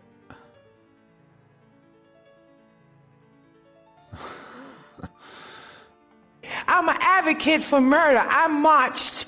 I rallied. I pulled out other families in the District of Columbia that had murders and did not have answers. Ooh. We marched and we rallied, and nobody heard me, Democrats. Get mad at me. Nobody heard her, Democrats. What's happening, Dems? You gotta listen to your own people, right? Goodness gracious. Until this Republican sent his constituents, his people out there to interview me in my home. Have you ever heard of a thing? Then they invited me twice before Congress to testify for the beautiful bill that's going to change crime in the district. If you kill somebody, okay, you take a life, you do life. Nothing wrong with that. You know, that's gonna deter people right there. You take a life, you do life. Don't take a life. Don't take a life. Don't do that. Just that simple. If you do a harsh crime, you do harsh time. Just that simple. And then we need National Guard, and which we did years ago. He brought it on. I love him. I don't want to hear nothing you got to say about that racist stuff. And don't be looking at me on the news hating on me because I'm standing up for somebody that deserves to be standing up for. Do you feel that? That energy, that passion? Look at that. Look at that. That she's bringing that raw emotion. She's not getting paid like the Democrats getting paid to protest. No, no, no, no, no, no. She's stoked about all the help Donald Trump brought to her and her family. Get off the man's back. Let him do his job. He's doing the right thing. Back up off of him. And Grandma said it. Grandma said it. When she says Grandma said it, oh my gosh. That's just amazing, man. This woman's incredible. You know, you got to give her some credit. A lot of credit.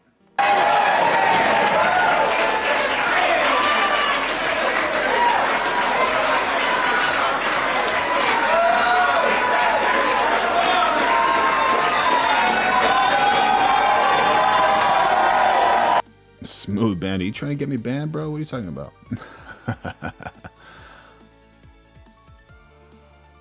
Oh, man. One thing I like about him, he keeps... John Pollock has joined the chat saying, the old woman is so cringy.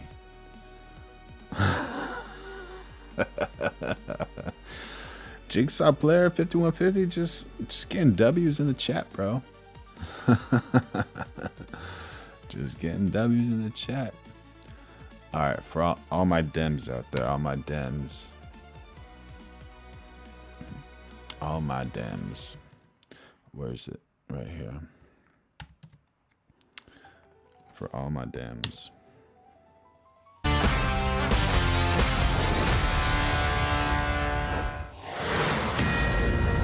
Fox News Alert. This is a story that we started yesterday. The paid network behind some of the pro-Iran protests we've seen. What? The paid network? Honestly? Dems? Dodgy Dems? Dodgy Dems? Double D's? Double D's, dodgy Dems?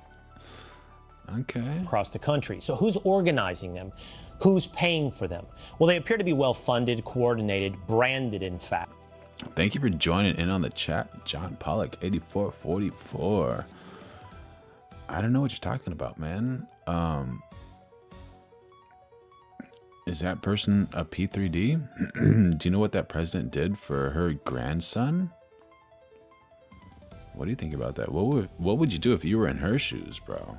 And none of the dodgy Dems did anything for you. It took an orange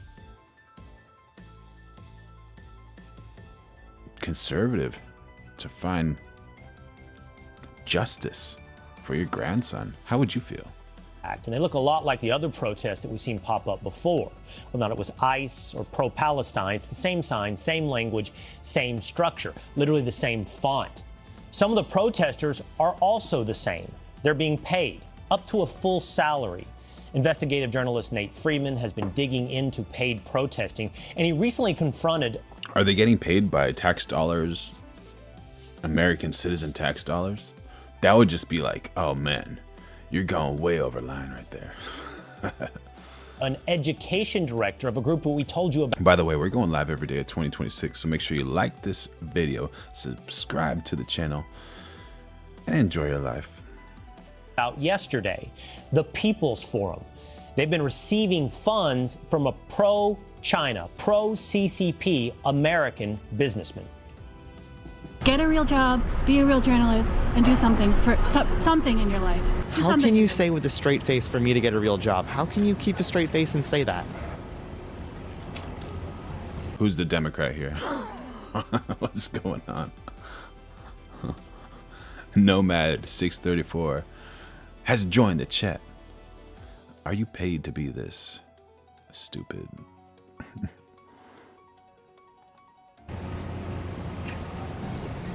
Did you or did you not get $20 million from Roy Neville Singham? You can't deny it. There it is. Meet Layan Fulihan. She's a paid protester. Her base salary is $70,000. $70,000 with an additional compensation of $8,649.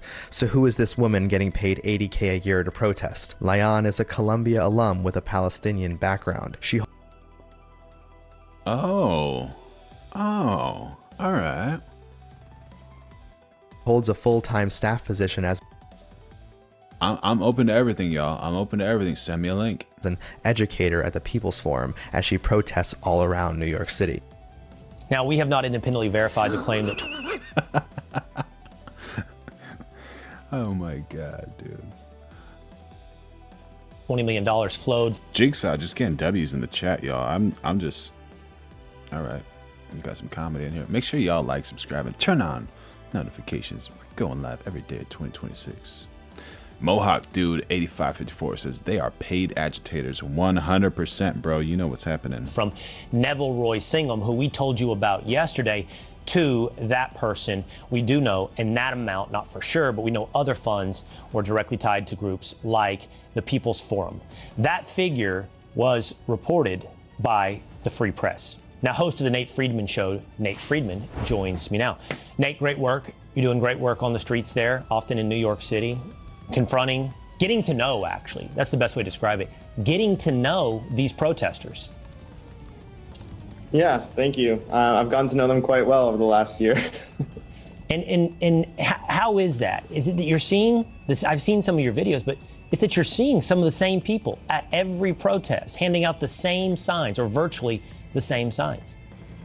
Yeah, that's right. I mean, I thought that this was grassroots. I mean, after Trump won the election, I was just wanted to see what these anti-Elon protests were about, because this was a crowd of people that used to love Elon. crowd of people that used to love Elon. Paul McLean, 5549. What a pleasure to have you in the chat. Thank you so much for sending a message. You say, how can you claim paid protester? It doesn't exist. You are lying, along with Fox. You see it right in front of your eyes. How much she's getting paid, bro. What are you talking about? Show me something where she's not getting paid to protest. Like actual data, actual evidence. Don't show me like Obama's birth certificate, which is like clearly photoshopped. And if you want me to bring layers, I can bring you layers and move those things around.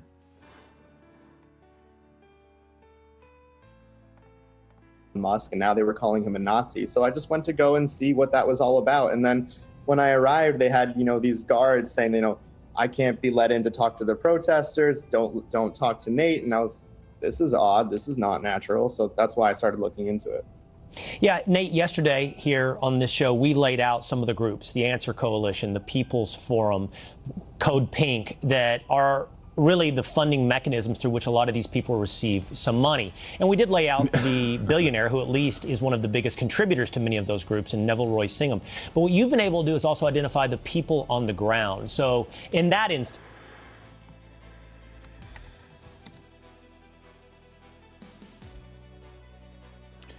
Neville Roy Singham is an American businessman and social activist born on May 1354 in Middleton, Connecticut. He is the founder and former chairman of ThoughtWorks, an IT consulting firm he sold to private equity firm Apex Partners in 2017 for $785 million. Chinese government ties and funding network. Singham has been accused of funding a global network that promotes pro-Chinese government propaganda. 2023 New York Times investigation revealed he has provided substantial financial support to media outlets, nonprofits, and political organizations such as NewsClick in India, New Frame in South Africa, and Brazil de facto that align with Chinese Communist Party double CP narratives. These groups often mix progressive activism with Chinese state talking points. Singham's funding flows through U.S.-based nonprofits like the Justice and Education Fund and United Community Fund, many linked to his wife, Jody Evans, co-founder of Code Pink. And here we have Communist Party. All right.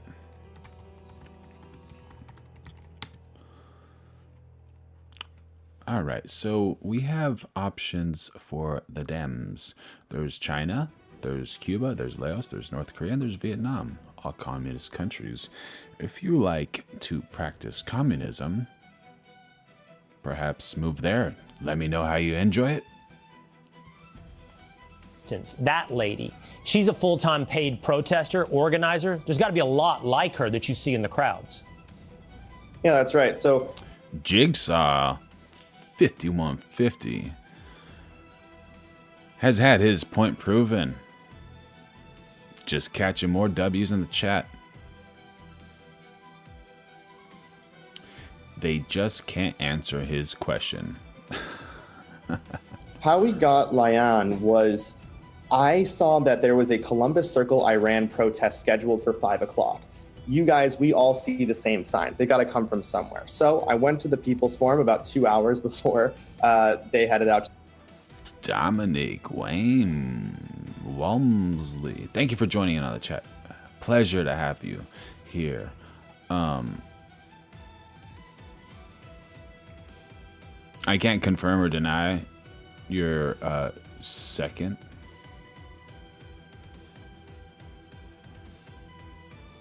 statement, second main statement about Donald. But for your first statement, have you actually researched that? Can you check both sides? Just go ahead and research that. To the protest, and I see all the signs carefully laid out before they go out there. And I also check to see if they have a back door after they saw me, because I imagine they don't want a viral clip of them all carrying the signs into the van. And I didn't see that option for them, so they had to just come to the front door, and I saw Layan managing everything. And I look at their 990 forms, and she's being paid close to $80,000 a year to be an She's getting paid close to $80,000 a year. There you go. Make sure y'all like, subscribe, and turn on notifications, because I'm getting some knowledge over here. This is a class. I'm just learning so much right here. And I love every single one of you. And the Lord loves you. educator at the People's Forum. And to be clear, Nate, you've seen these same paid protesters at anti-Elon, anti-ICE, pro-Palestine, in this case, dealing with the war in Iran. Antonio May, thank you for joining in on the chat. Racist enough to vote for a rich P3 and dumb enough to follow said P3 to economic decline, yet capitalism saves us all. Oh, are you guys ready for like the you know, I can't say I agree with everything, you know, as far as what Trump promised when he said he was going to go into office and say, I'm going to stop all the wars and price of oil is going to go down. That's what people are hoping for. No wars, and, you know, they want peace and less expensive oil, gasoline. That didn't happen, so a lot of people are angry. But a lot of people are happy with how safe the streets are, you know, how safe San Francisco is now compared to what it was. DC, Chicago, you know. But thank you for the question. Make sure y'all like, subscribe, turn on notifications. We're going live every day at 2026. And once we get to that point, I'm going to bring up the video of the real reason we're in Iran and the Hormuz Strait. That's right. For example, David Chung, who works at the People's Forum, also as a general manager, being paid close to $80,000 a year. You can learn more about him at natefreemanshow.com/Freeman Files. But he's being seen at almost every protest that I go to, much less now after we exposed him. But yes, it's the same people. And last note on this, Nate, I think what's important to know is there are people on the streets who have no idea what they're wrapped up in. I'm sure that's to be the case. You know, well-meaning, impassioned New Yorkers or Minnesotans who join these protests. But I think what's revealing here is the spark and the organization behind what they get wrapped up in is totally manufactured. And even if you were one of those protesters, you might want to know that you've become a pawn in someone's larger plan. That's right. They are so against Trump, though, that I'll tell you, I asked one protester, do you know that your sign is being printed by, you know, with the help of a billionaire? And they kind of weasel themselves out of that question. So you would be surprised. Whatever it is that's against Trump, they're happy to be a part of it. No matter who's funding it, no matter who's starting it, no matter the instigator, the initiator, or the spark, it doesn't matter, because in the end, it's anti-Donald Trump. That's really fascinating. For the rest of us, it's good to remember exactly what's behind this, and you're doing great work there. Nate Freeman, thanks for being with us. Smooth Bandit Zero, she's an organizer, and you're conflating demonstrating with organizing. Blown together, wafted together from several sources, heterogeneous in diplomatics marked by conflation, inadvertently formed by combining two different readings into one, a conflate text or passage. To blow together, okay. I'm conflating demonstrating with organizing.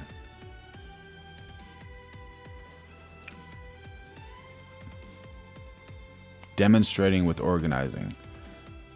Organizing, she's pulling people together. She's not protesting. She's getting paid to pull more people together.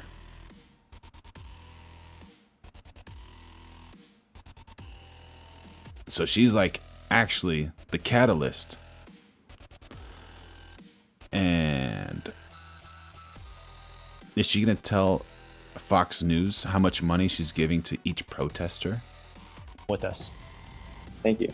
All right, before we go, the Will Cain Show made multiple requests, once again for a comment ahead of today's segment to Lion Fuleon, Neville Roy Singham, the People's Forum, and the Goldman Sachs Philanthropy Fund, through some of which this money flows.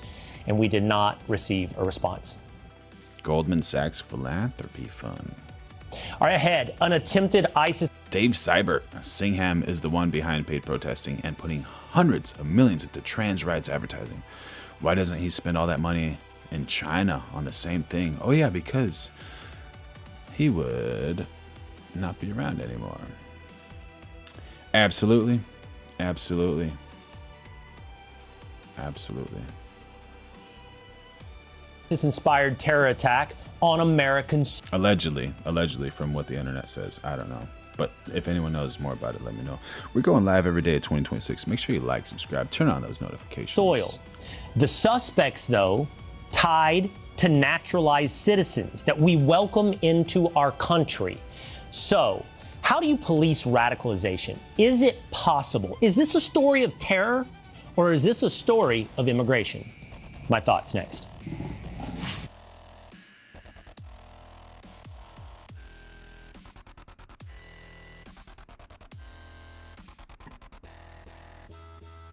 RICO. What is RICO?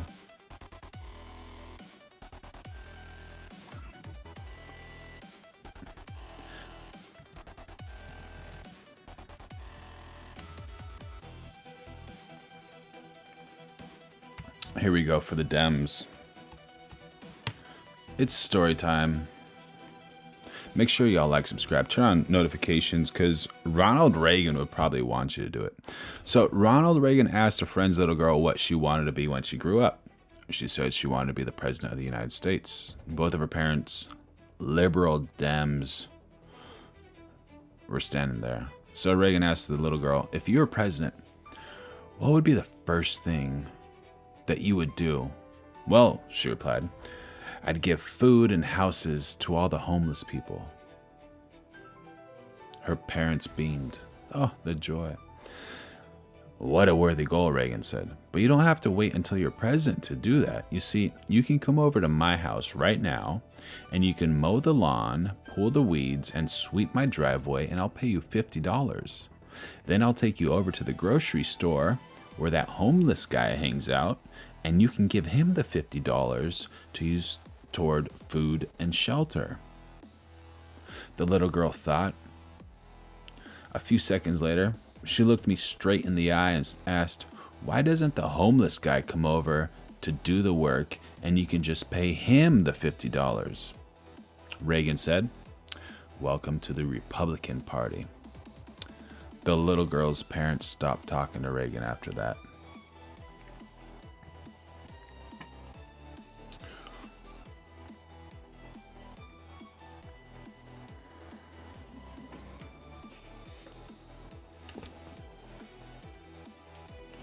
Oh, Racketeer Influence and Control Act. Thank you. Thank you so much, Patty Kelly, for joining in on the chat. W's for that. Like a day or two, and then they said, hey, we're going to get rid of you, blah, blah, blah. Can you kind of take me through how that all transpired and how you've been able to kind of use that cancellation from their perspective to just... Racketeer Influence and Corrupt Organizations Act.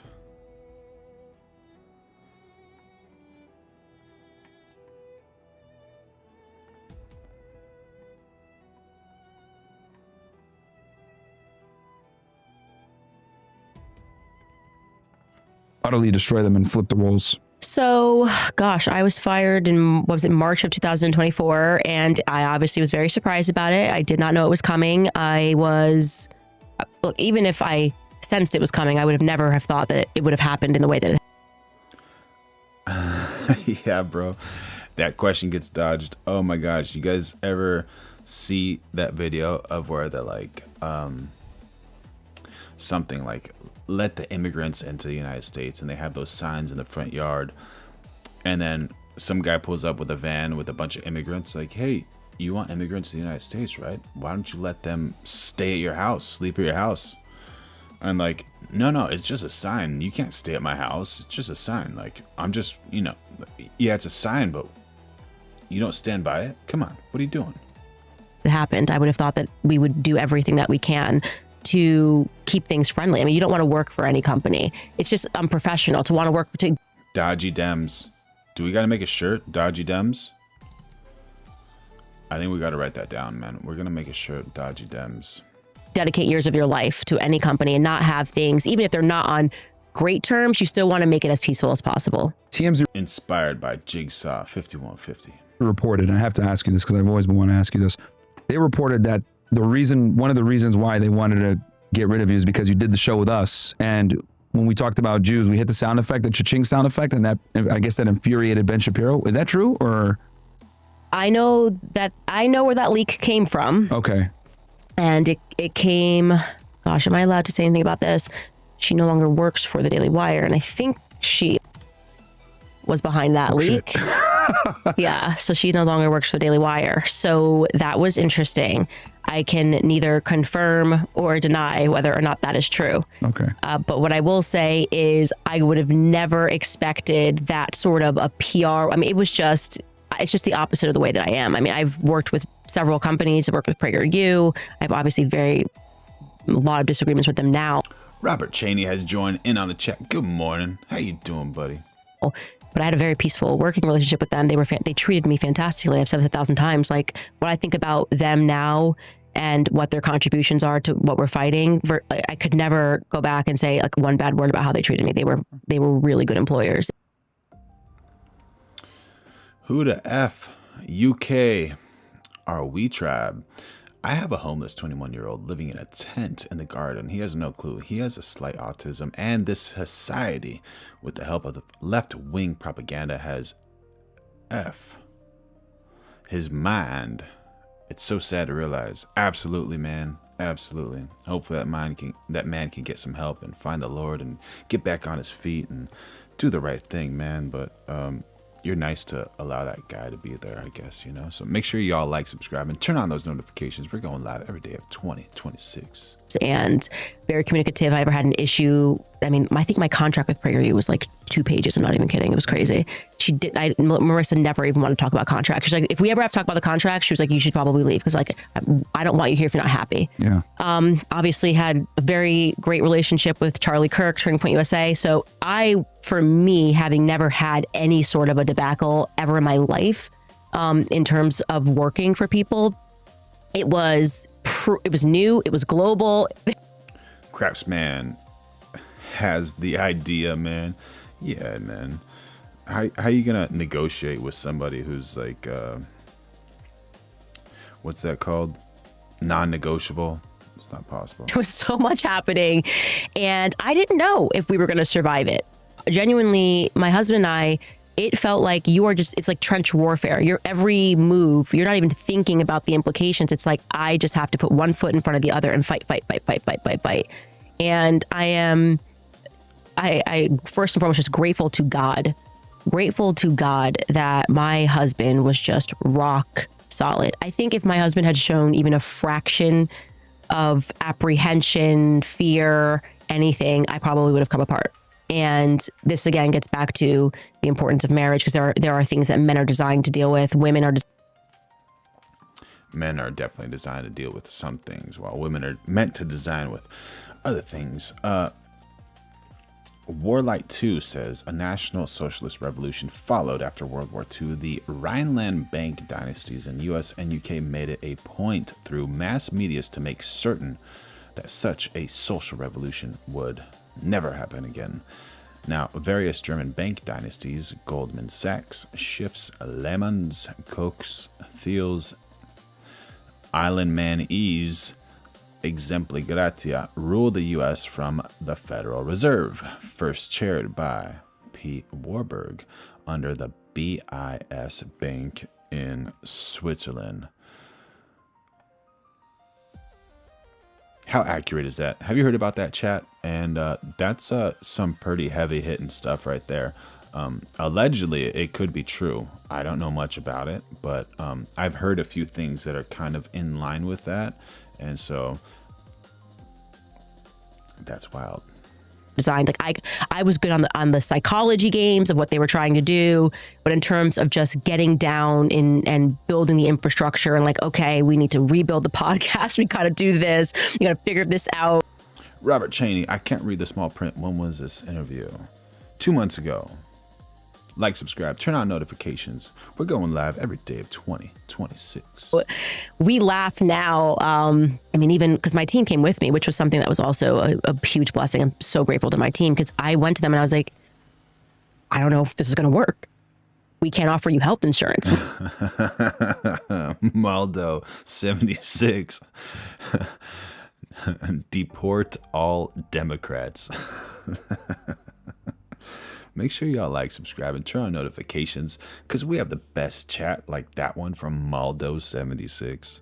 We have nothing. So if you leave the comfort of where you are taking a risk. Yeah. And we don't know where this thing is going to end. And also we're like being banned from society also. Yeah. So the chances of this podcast working when we're banned from everywhere, Exactly.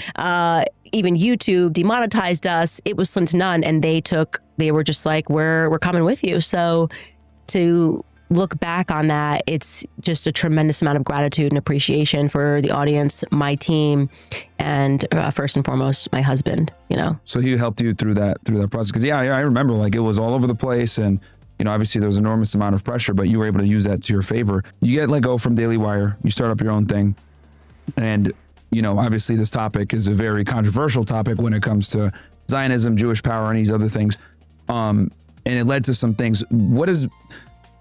What red pilled you on this topic that made you say, I got to speak up? Even though this is a very taboo topic, you could get, you know, like you said, deal with demonetization, cancellation, losing an employer. What made you say, I got to speak up on this? I want to get into heaven.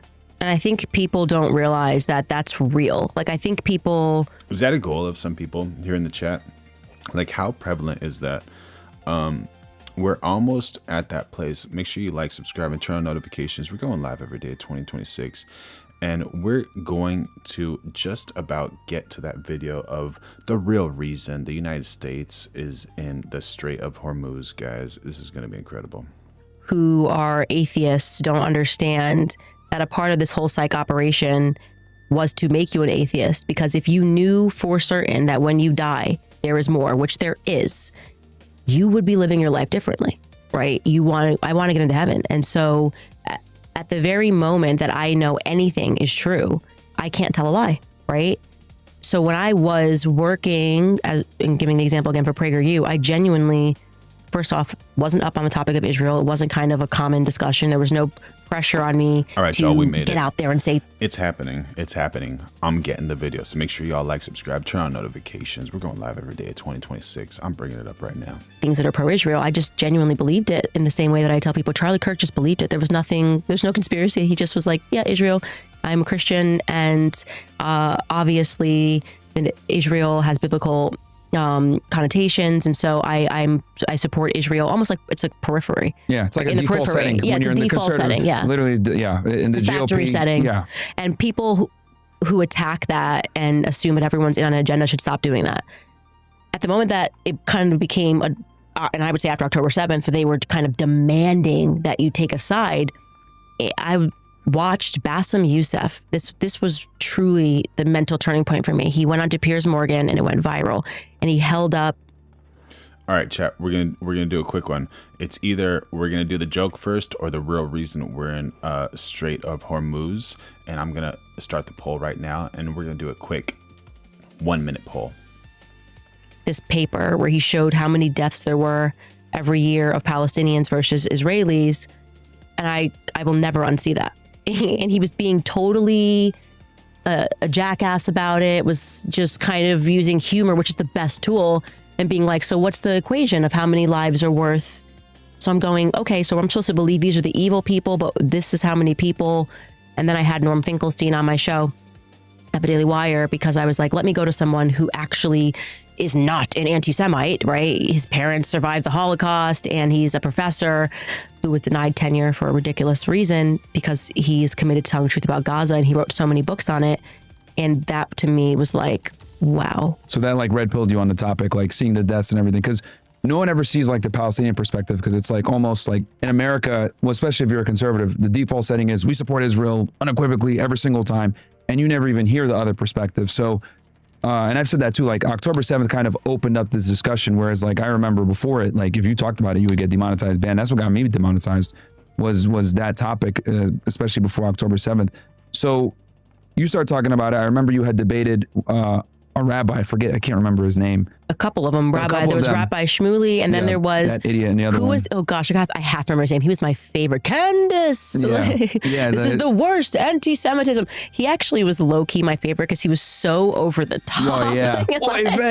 He was so over the top, and he was like, you can't even say, what was it, witches? Skylar, what was the name of that rabbi? Barclay, Rabbi Barclay. That was his name. And I think that was one of your last debates you did on Daily Wire too. I think you were still on the Daily Wire there. Did Ben ever like have a conversation conversation with you about this? If you could disclose it, like No. he just like never talked to you in person about this. He just like trashed you. Because I remember seeing a clip of him like at some type of social gathering, like late in the year of that year, saying, "Oh yeah, I think what she's doing is, you know, despicable, blah blah blah." But he had never had a conversation with you. No, and after that, we never had a conversation. Wow. So that happened, and that's we never had a conversation after that. So he didn't even have the decency to like figure out, hey, you know, what's going on here, have a conversation. You're just like, I tried. Yeah. It never happened. So wow. Okay. So you got banned from Australia. Got banned. All right, so the poll is starting, y'all. Get ready for it. Get ready for it. Which one do we do first? And you let me know, because it's action time.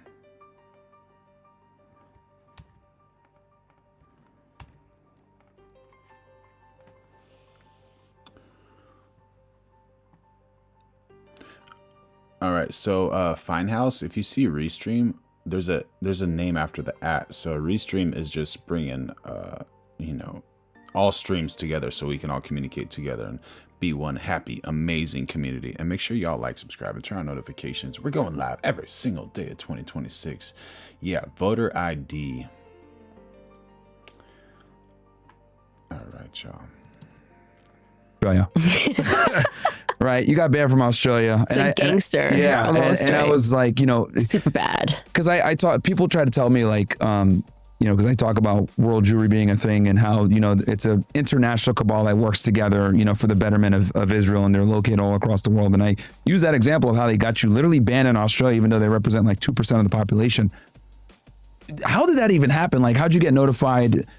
Like, yeah, how'd that even come about? I was going to tour in Australia, and the Zionist lobby found out, and they publicly Patty Kelly is tired about hearing from Hormuz. All right, I'm sorry that you're tired of hearing about that. But posted, it was like the Zionist Organization of Australia, maybe it was ZOA, publicly posted this thing. Like their equivalent of APAC. the Nelosphere dropping some heat. Man, that's wild. Didn't know about that. That's wild. Right, essentially. Yeah, it's another APAC. There's so many of Zionist organizations. And I will say, on the conservative side of Australia, the Jewish conservatives did also write a letter in support of me saying, like, we disagree with her, but she should be allowed to speak. But they were effectively the ADL, and they posted this. A crazy mother. Please explain what you mean. Would like to know.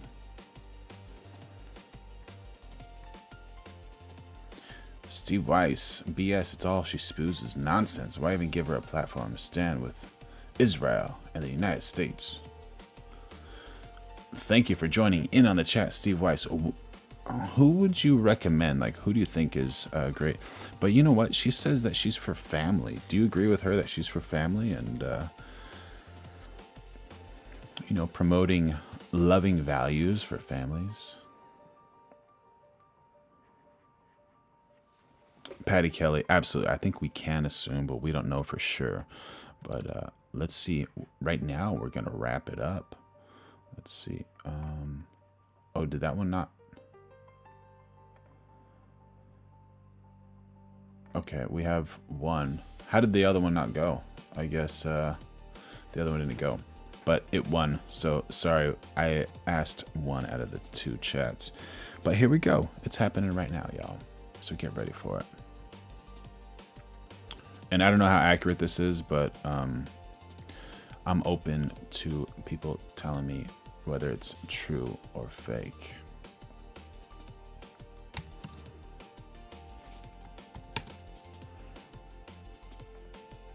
An idiot. What if Sound is pretty bad. losing the war and you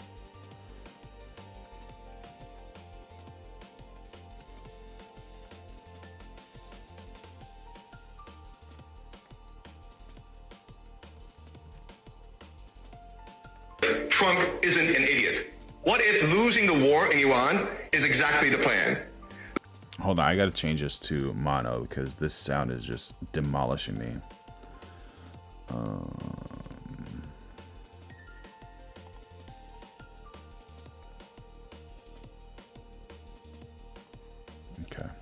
Let me show you something the media Didn't apply.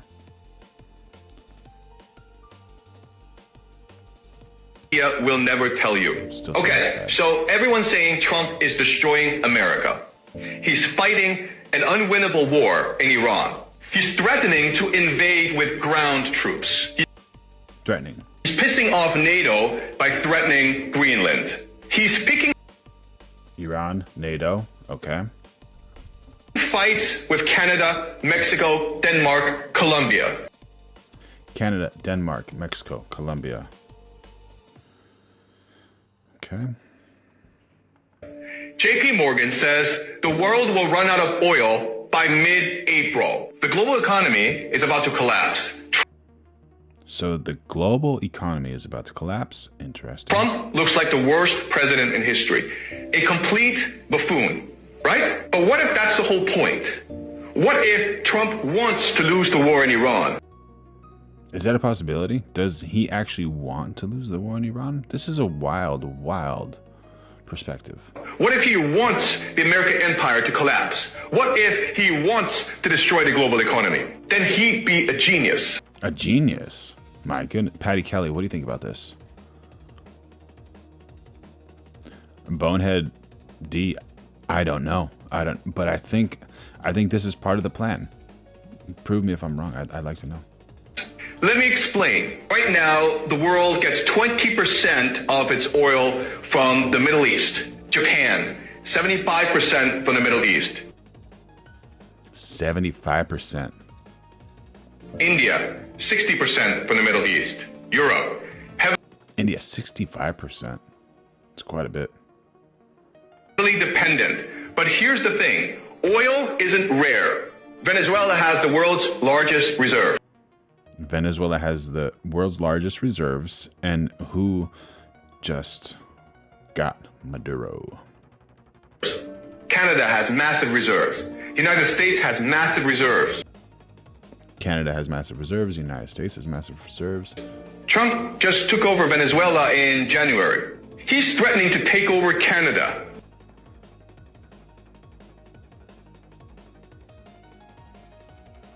Leo Jr. 5067 says Trump is messing up the economy already.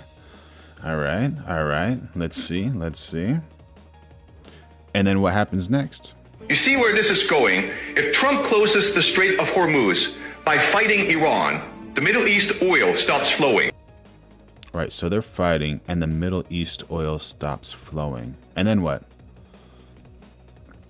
Geraldine Castley 1302, thank you for joining in the chat. Are you talking about me or somebody else? And how can me or somebody else not be a moron? But North America, still pumping. Okay. America's still pumping. Suddenly, Europe, China, Japan, South Korea, they all need American oil. All those people need American oil. And are those people the same people America owes money to? Not just oil, fertilizer too. Nitrogen for food production comes from the Middle East. If that's cut off, where do they turn? North America. Everything's cut off. Where do they turn? And Russia. Trump is making the entire world dependent on resources he controls. Now here's the genius part. Who owns the most US debt? Who's financing America's $39 trillion? Japan, China, Taiwan, South Korea, Asia, UK, France, Belgium, Luxembourg, Europe. The same countries that need Middle East oil. There's been this fear that these countries would stop buying US Treasury bonds, that they'd move to gold or Swiss francs, that America's Ponzi scheme would collapse. But now they need American energy. They need American resources. They can't abandon the dollar. They're trapped. Trump just turned America's biggest weakness, its debt, into its greatest weapon. By starting an unwinnable war in Iran, he's forcing the entire world to depend on North America. What do you think, chat? Is that accurate? Is it not accurate? How incredible is this? And thank you for helping me with the commentary. This isn't new. Putin already proved this works in Ukraine. Russia's been fighting for 5 years. It's a slow grind, but it's restructured Russia's entire economy around war production. Drones, munitions, military manufacturing. Russia went from importing Iranian drones to making their own and now exporting them to Iran. Putin's plan, the world is collapsing anyway. So build a fortress, make Russia self-sufficient, control resources, weather the storm. Trump saw this and said, we can do the same. It's called the Technate, Greater North America, Greenland for rare earth minerals, Canada for oil and resources, Venezuela for oil reserves, Mexico for manufacturing, Panama Canal for trade control. Trump's not being reckless. He's building a self-sufficient North American fortress while the rest of the world burns. So yes, Trump looks like an idiot. Yes, he's losing the war in Iran. Yes, he's destroying the global economy. But if the goal was to end the American empire and rebuild it for Americans, to make the world dependent on US resources while everyone else collapses, then Trump might go down as the greatest American president in history. The new world order is dead. Welcome to the Trump world order. Follow for more. What do you think, chat? Is that the real reason the U.S. is in the Strait of Hormuz? And we got some great questions in the chat. This is absolutely incredible. Boneheaded D says, yes, they can abandon the dollar. This guy is very stupid. Either talking about me or the gentleman above me on the screen. Please clarify. And make sure y'all like, subscribe, and turn on notifications. We're going live every single day of 2026. Rain Dan says he is not a professor.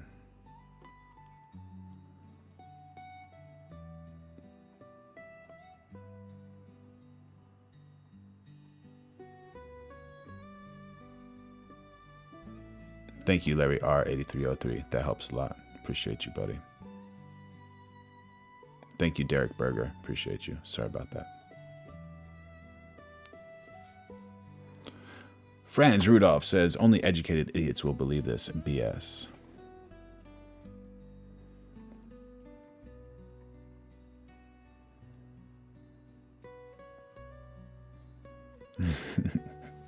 Thank you, Jigsaw. I appreciate it.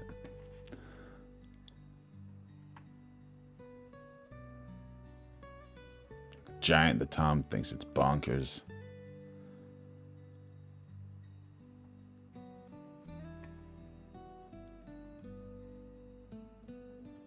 Lifetime 3123 says all correct except the him saying we're going to lose against Iran. Nice. Derek Berger says can't abandon the dollar if there is no other option for oil. Absolutely accurate.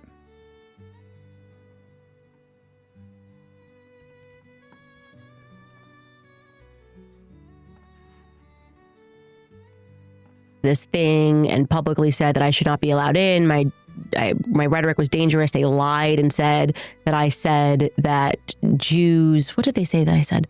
That Jews drink the blood of children, which was, I mean, it's just like completely. The blood libel? It was unbelievable. I mean, the way that that came about was me liking a tweet, literally a like of a tweet of a person who called out Rabbi Shmuley and said Rabbi Shmuley had told a huge lie about me. So they were replying to Rabbi Shmuley and said, you didn't include that she, and then like told the truth about what I said. And then they ended their thing with, are you drunk on Christian blood again? So me liking this tweet, yeah. They went full media press corps. I mean, it's just unbelievable. Candace says, I'm like, are you kidding me? It was so obvious why I liked this tweet. Like this person debunked Rabbi Shmuley's lie, but this is how they lie. Yeah. This is how they lie.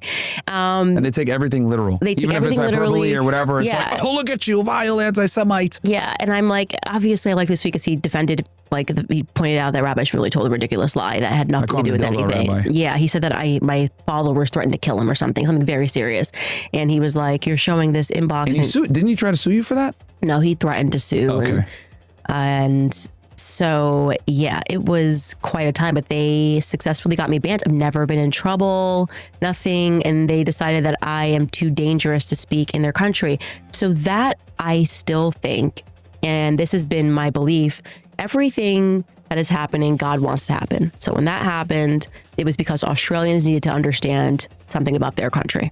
Because people who didn't like me, who didn't support me, or weren't conservative in their country kind of looked up and went, why is this like mom of 4 being banned from our country? No matter what I think about her, I certainly don't think she's a threat, that she shouldn't be allowed in. And we've got literally people who have been accused of murder, people who have violated their visas in other countries, people that rap about murder are allowed in here. And you're telling me she's saying something that's so dangerous? And it, I think, contributed. Thank you for your chat, Giant the Tom 40. So does that mean you agree or you disagree with it? To more people listening to my podcast. What is she saying? So I do feel we are in this time. Craftsman BR4MR did think about that. What do you think? Is that the reason or a reason? Where the more that they lie, it rebounds very quickly onto them and it creates more pressure against them and they can't stop lying. So yeah, because you can never lie once, right? Like they always say, when you lie once, then you have to keep lying to perpetuate that same lie. Right. So New Zealand also banned you. Nelosphere told us to examine the Strategic Petroleum Reserve. Thank you for your chat. Make sure y'all like, subscribe, and turn on notifications. We're going live every single day of 2026. So the Strategic Petroleum Reserve is the largest publicly known emergency stockpile of crude oil in the world, owned and operated by the U.S. Department of Energy, established in 1975 after the OPEC oil embargo. The SPR is stored in 60 underground salt caverns at 4 sites in Texas, Louisiana, with a current authorized storage capacity of 714 million barrels. Current inventory and function. As of the end of 2025, the SPR held 411 million barrels of crude oil, equivalent to about 125 days of U.S. net crude oil imports. It serves as a buffer against severe supply disruptions and helps fulfill U.S. obligations to the International Energy Agency, which requires member countries to maintain emergency stocks equal to 9 days of net imports. The SPR can release oil through sales exchanges or emergency drawdowns with a maximum drawdown capability of 4.4 million barrels per day, and oil can enter the market within 13 days of a presidential decision. Thank you for that. And also, one thing to consider is they said U.S. will have no issues with any type of oil because they've overtaken Venezuela and the U.S. produces a lot of oil. So thank you so much, Nelosphere, for your chat. Make sure y'all like, subscribe, and turn on notifications. Right? And then you were able to get, how'd you go about being allowed to come back to New Zealand? Did they write a petition or how'd that happen? No, actually their person, so they have a reciprocal system, which is weird, but if Australia bans you, you get automatically banned in New Zealand. So New Zealand didn't actually ban me. Tony Burke in Australia banned me and they have some weird reciprocal system. Then when they found out, their minister, and his name was Chris something, I should remember it, was like, I'm just against this, and he reversed it. Gotcha. Yeah, so he had the power to reverse it. So New Zealand actually stood firm on free speech. Okay, I didn't know that. So like basically when one party does something, the other one kind of reciprocates it, but they do have some type of veto power. What other ways, I guess, has the Zionist lobby came after you? I've seen ADL articles. I've seen SPLC, right? They target me too. Oh gosh, it was everything. It was everything. Did they lobby to get you demonetized on YouTube too? Absolutely. Yeah, that came from Daryl. Darren Locke, you're welcome, brother. And Boneheaded D. Mega is the most dodgy. Please explain your point. Would like to know. Also says Republicans are more dodgy than Democrats. Please explain yourself. Would like to know. I'm here to learn. Thank you so much. And Giant the Tom.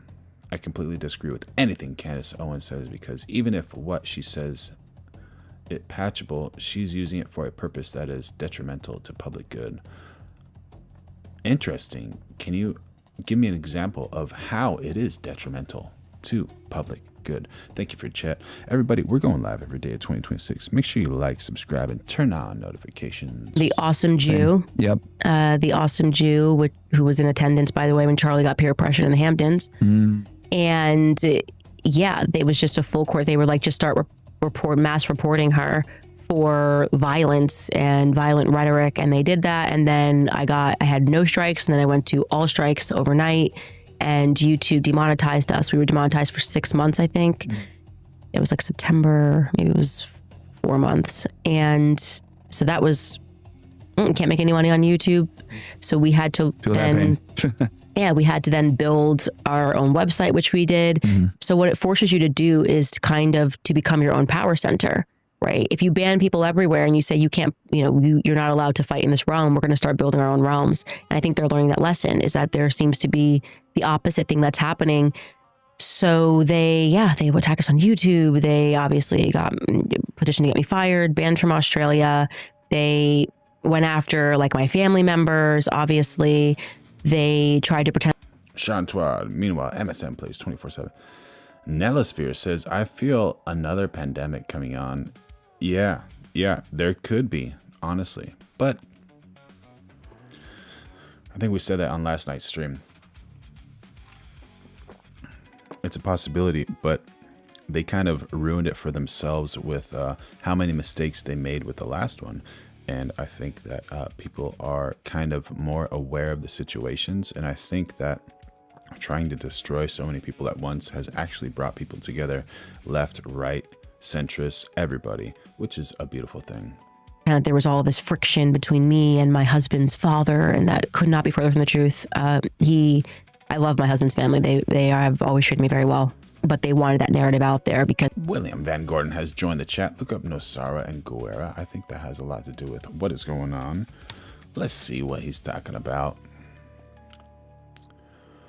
There are 5 main oceanfront communities, each named after their respective beaches. Nosara and Guerra. Okay, because it was part of the cancellation is even though our own family hates her. We have different viewpoints. Yeah. People can support Israel. People cannot support Israel. You don't marry into ideas. Yeah, of course. Of course, there's nothing wrong with having disagreements. But. Right. And I'm just thinking what else they attacked. It's been nonstop. And then, of course, the lawsuits, nonstop legal lawfare. So right now, between you, Tucker, Nick, they're attacking all 3 of you guys, saying, "Oh, you guys are anti-Semites and you guys are pushing this whole thing." And I give credit because you 3 have done an incredible job of, Isaiah Gameplan has joined the chat. I mean, she's correct, and Australia has a lot of racism and cover-ups, but I do think they are paid by other factors. Very interesting comment. Would like to know more about that. Wearing the American public on this topic when it comes to Israel's control of the Middle East, what they're doing over there, how they've been able to get away with this for so long, killing people and no one knowing. And, they've been targeting you guys quite a bit. And I see that, there's been a bunch of drama with Megyn Kelly and Ben Shapiro and everything else like that. What are your thoughts on the on the situation? Because anytime they mention Tucker, you're right there, right? When it comes to the criticism of Israel. Yeah, even Bibi Netanyahu name checking us was crazy. Yeah. On the TikTok thing and why they needed to buy TikTok. They're letting you know this is a psychological operation. That's what they're telling you. They've gone masked down, and they've just come more inward. I have no idea why they kept attaching me to Tucker Carlson. They wanted both of us gone, and Mark Levin loves you. Yeah, I know. Common Sense 0420, stranger on 2 separate lives on YouTube right now with different amounts of viewers. Could you combine them? I could combine them, but not necessarily, because I have one vertical, like for phones, and one horizontal for PCs and televisions and those types of things. And so whenever you see the restream bot and then the @ and then a name, that means that it's restreaming from the vertical to the horizontal, or from the horizontal to the vertical. And just giving everyone a chance to communicate and bringing everyone together so we can all chat and try to find a solution to peace. And we're going live every day at 2026, so make sure you all like, subscribe, and turn on notifications. Force fired Tucker. They force fired me, and then they realized, we can't control them, and we started having to build our own power centers, and they didn't like that. And they made you guys bigger. And Medieval Method has joined the chat. War is always the answer for greed, a sin. Less money, more war. That's the way it always goes. Unfortunately, you're accurate, and I hope we can find a solution to that. Exactly. So, and then with the Nick Fuentes thing, I promise you, I had never heard the Nick Fuentes backstory until after I was fired from Daily Wire. There was this Twitter audio or X audio space that he did with Jeremy Boring, who at that time was the CEO of Daily Wire. And I heard the backstory and I was like, this is insane, like what happened to him. Nobody can look at that backstory of what happened to him and not realize that it was just evil. They did everything they can to contain him. It's ridiculous. It's like he had his life ahead of him. And so you kind of root for that. You're like, no matter how I feel about him, I root for him against the Zionist lobby. William Van Gordon has joined the chat. This is Nessar, Nesara, Nesara. The National Economic Security and Recovery Act, NESARA, is a set of proposed economic reforms for the United States suggested by the private citizen Harvey Francis Bernard during the 1990s. And this rule that you can't speak to Nick, why can't I speak to Nick? Can't my audience decide whether or not they want to listen to him? There's this false idea of platforming him, that somehow that's going to be harmful and you can't platform him. If I platform him and Nick seems... Darren Locke, thank you so much, buddy. Have an amazing day. Until next time. Likable, right? And then he goes on his show and he says horrific things. And my listeners then go over to his show. They're not going to keep listening to Nick. Yeah. They're actually then going to have questions about me. Yeah. Let the people decide. Let the people decide. Yeah. You don't get to think for people. Yeah. There's no such thing as platforming. Thank you, Common Sense. I'm just trying, man. Just trying. Thank you so much for your help. Ideas. If people are following that idea, that is on the people. And they are smart enough to make their own decisions. I don't need to tell people to listen to Nick, to not listen to Nick, to platform Nick, to not platform Nick. If I want to talk to Nick, I'll talk to Nick. If I don't want to talk to Nick, I don't talk to Nick. And there's something about the true free markets that Zionists can't stand. They're constantly manipulating the markets so that people think that they are number one, and they're not. They actually require censorship in order for them to be number one. Yeah, and that's their game. And you know, I seeing Ben Shapiro have a meltdown. You know, they had the Republican Jewish coalition a couple weeks ago, and just saying like, oh, these people are platforming whatever. I find it interesting how like they never like. Because when you guys, if you actually listen to the interviews that you guys do a lot of the times, it's like, oh, this makes perfect sense. I understand like why you have this worldview. They never criticize what you guys talk about, right? They always criticize. Yeah, Candace is a pretty bold lady, and she says some bold things, and it's wild. And it's nice to think about, but it's also nice to think about like how accurate are these things. So that's always like kind of that little dance you do between, you know, listening and trying to find the actual factual evidence. You guys directly saying they're pushing anti-Semitism. Well, what are they saying that's anti-Semitic? Oh, well, it's just anti-Semitic. And they don't even want to have the discussion, the debate, usually the truth or anything. Yeah. Yeah, because when you hear Nick Fuentes' backstory, it's compelling. It just is. I was compelled when I heard it. I actually haven't gotten around to watching his interview with Tucker. It's on my to-do list this weekend, but I'm assuming he told his backstory. Yep. And then people look at it and go, what is up with this Zionist lobby that they're going after 18-year-old kids for questioning Israel? That's actually what they're fearful of, is people understanding just how long this has been going on, how vicious it is that it will even go after an 18-year-old who's just asking questions literally. And yeah, I think that's what it is. It's the mass awakening that's happening. Yeah, no, and you know, I credit you, Tucker. Nellosphere says Nick drops truth bombs, but from a disgusting, despicable vantage point. What's more important to you, Nellosphere? Thank you for the chat, by the way.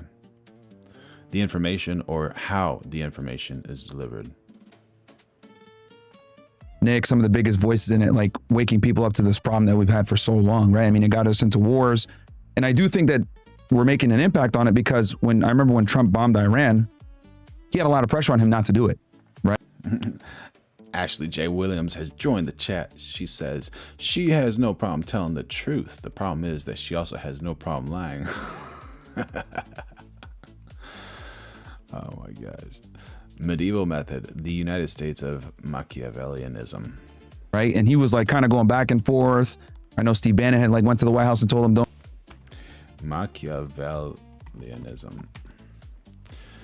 Machiavellianism is a personality trait characterized by manipulativeness, deceitfulness, high self-interest, and a cynical disregard for morality, where individuals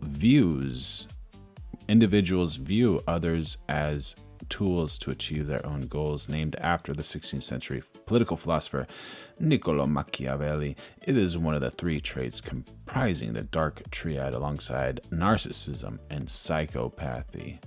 Medieval method, dropping W's in the chat. Goodness gracious. Thank you for that funny thing right there, man. Awesome. And by the way, we're going live every day at 2026, so make sure y'all like, subscribe, and turn on notifications. Don't do it, or at least push it off a little bit. And he bombed him, and then he ended it there, right? Who knows if, you know, if he didn't have that pressure from his base to not go to war, if he had it, would have expanded the conflict, because we know Israel wanted to, right? If this was like 2003, who knows if we wouldn't have just gone into like a full-on war. But Awesome. Thank you, Common Sense. Happy to have you here, buddy. think big voices in social media that we didn't have back in 03 were able to kind of pressure, like, hey, we voted for no wars. Like, and then it kind of forced them to be like, I want to keep the base. All right, just bomb them and get out of here. Because that was even very unpopular. And then you saw the neocons go, oh, you were panicking. It was just going to be and the whole time you guys were just panicking, and it was just one response. You thought there was going to be a broader war.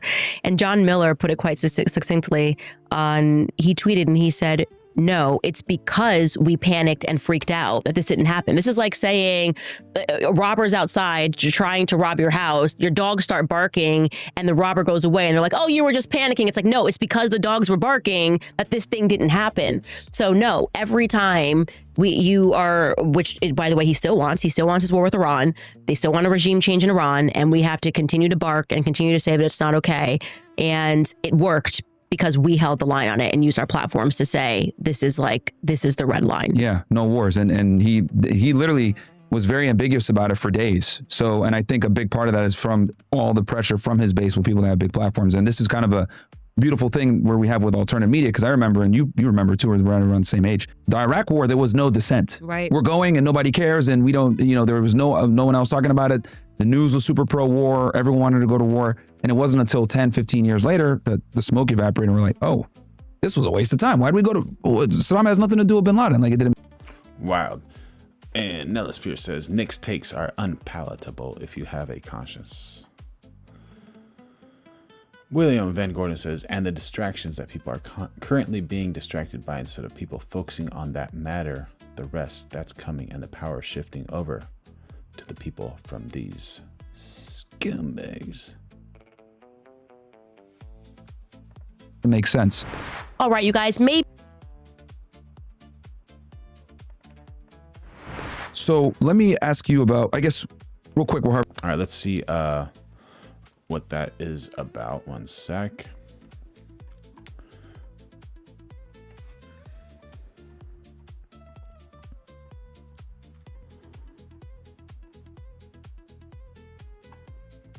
Nope. Not happening. Harvey Weinstein, what got you interested in like getting his story out there? So actually, I started working on the Harvey Weinstein documentary when I was at the Daily Wire, which, So okay. Somebody on his team reached out to me because they thought that I would be the only person that would look at this fairly, which is interesting because obviously he's gave millions to the ADL. You know what I'm saying? Yeah. So we were this very unlikely duo, and I thought he was guilty. I thought there had to have been some guilt. I mean, there were so many women that were coming out. But this is how the media is effective at psychology, is that they know if they say something over and over again, it becomes true. And actually, I realized I didn't know anything about the case. And when I took a look at it, I was shocked. There is no question that Harvey Weinstein should not be in prison right now. And that's the definition of Me Too. Billy B says it's all a distraction from the Island Man E-Files.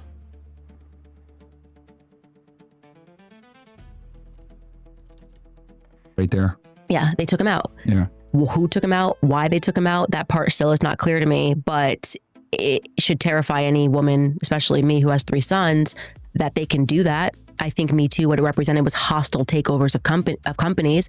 That's kind of a theme, right? If you start to go back, you look at from Michael Jackson to Kanye to Britney Spears, these are hostile takeovers of companies. And I think Me Too was a proliferation where they hostilely took over a bunch of companies. And that's my instinct about it. And he was big.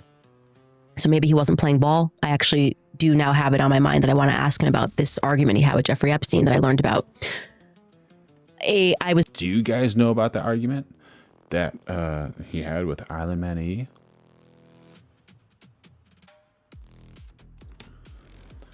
Ashley J. Williams says So Candace wants a powerful Iran. Before, all of the people complaining about this weren't around when Iran was murdering Americans every other day. This has been a long time coming. It's all about money. They're all on another island. Changed my mind. Well said, well said. We're going live every day of 2026. Make sure you all like, subscribe, and turn on notifications. We're trying to find the truth and trying to find peace and developing an amazing community. Let's go to Trey Yanks. He's live in Tel Aviv, where Israeli forces have just confirmed the death of an RGC head of intelligence. He's also a brigadier general as well. Trey, what can you tell us? Yeah, guys, good morning. In that operation over the weekend, nothing short of historic. I've been talking with U.S. and Israeli officials, and they say there's no other country that could have successfully extracted that airman from deep in Iranian territory. The spy craft behind the scenes, we'll learn more in the days ahead, but really remarkable. We're also learning of another U.S. and Israeli victory overnight. A senior Israeli official telling Fox News that Majid Kadimi, the intelligence chief for the IRGC, was killed in a strike early this morning.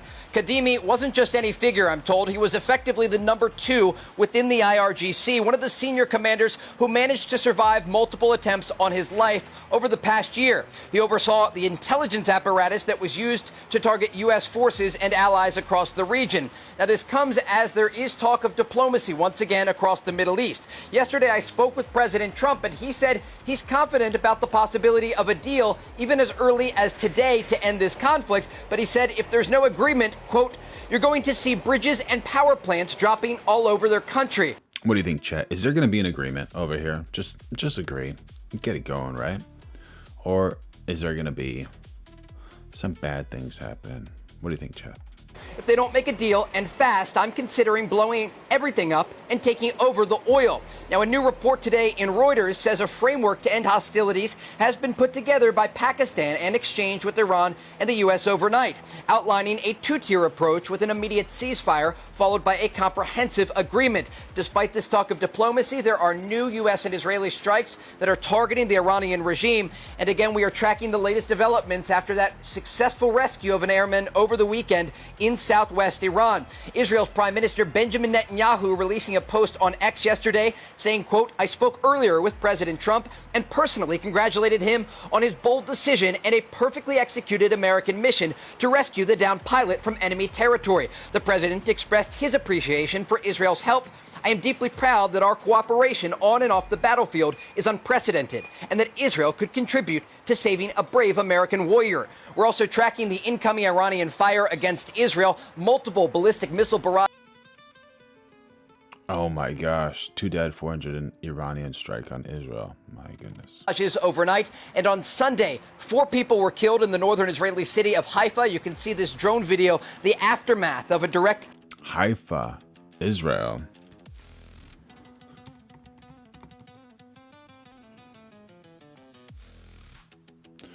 It's on the west, north.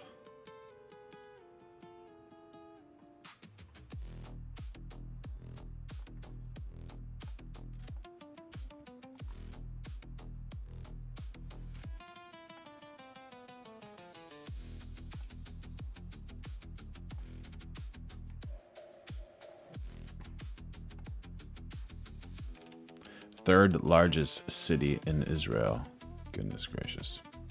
Impact in that Israeli city. As this is taking place, the Israelis say they believe the Iranians still have the ability to launch missiles and drones at their country. But as Operation Epic Fury continues and the Americans and the Israelis hammer the military apparatus of the Iranian regime, it becomes more and more difficult for Iran to respond. Guys? Great job out there, Trey. Yeah, thanks, Trey. Incredible. So knowledgeable. So this has brought up a lot of conversations about NATO and what is the future of NATO now if we don't have countries that are supporting us. You have Spain that closed its airspace to U.S. military aircraft that's involved in this Iranian conflict. And earlier, Madrid refused to allow the U.S. to use joint operated bases. And Ari Fleischer had a message. NATO's going to look a lot different going forward because they're not supporting us.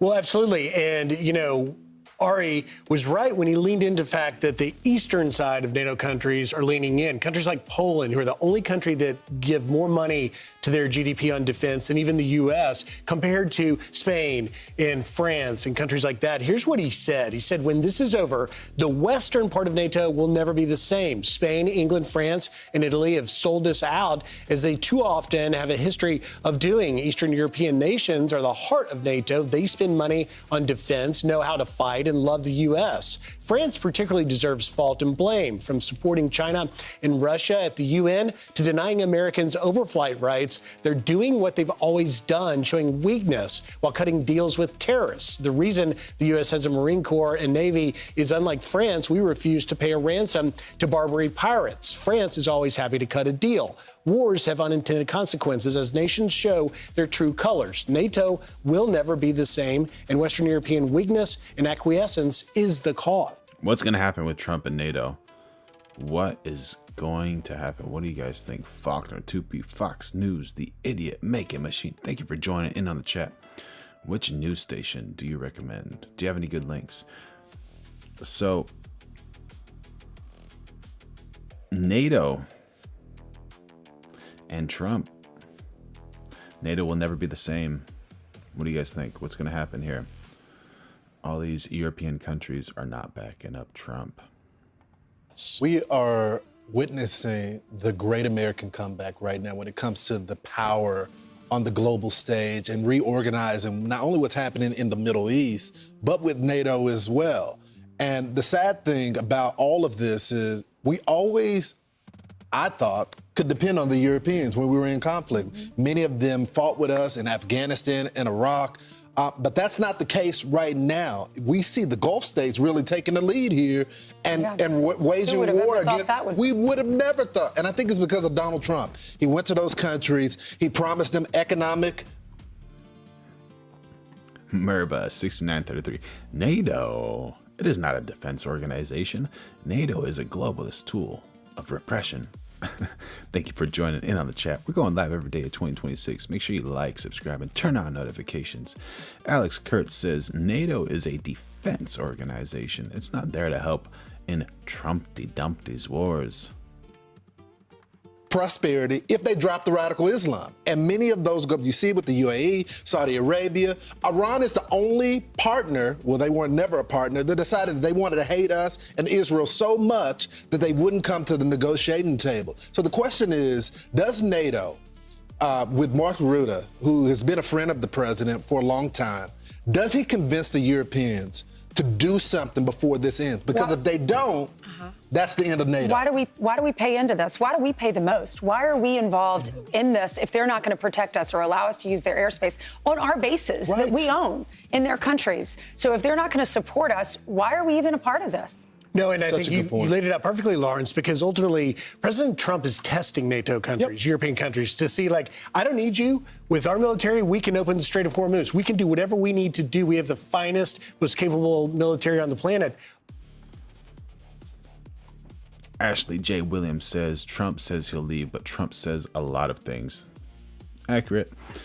If after all of this, we're still in NATO in a month, I'll never believe another word out of his mouth. Excuse me. Paul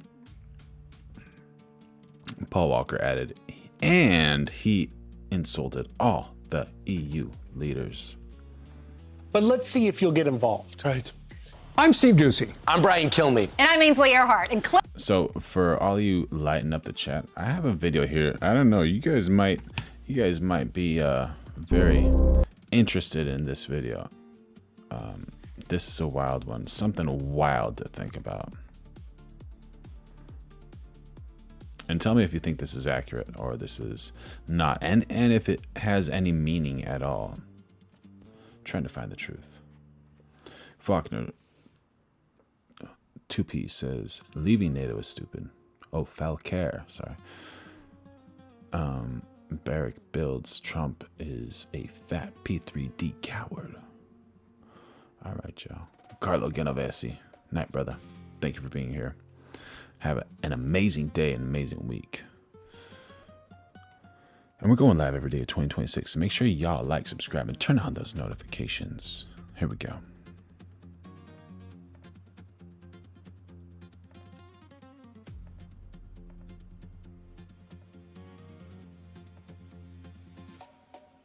Similarities.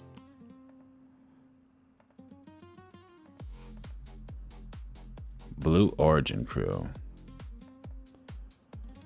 All right, you see that? Oh, but did you see that? All right.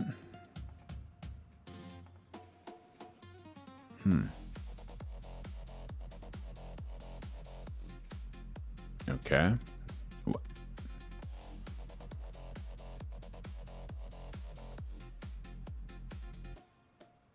Wild. Wild.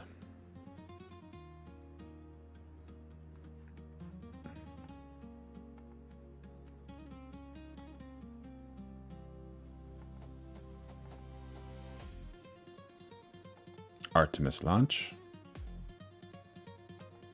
1, 2, 3, 4. Oh, like those are 4 people that just left.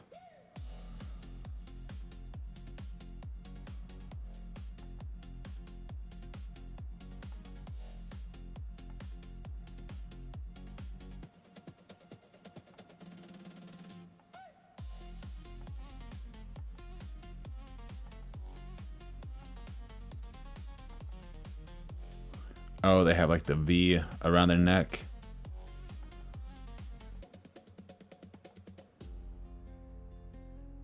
Okay. Oh, that's on the back of their coin.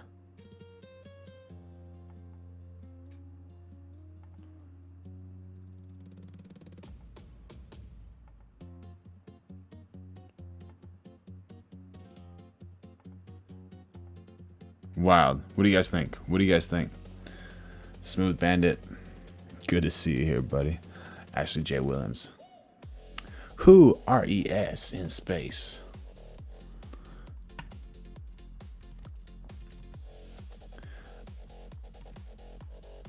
Anything to say on that? Or no, nothing at all. Nothing at all.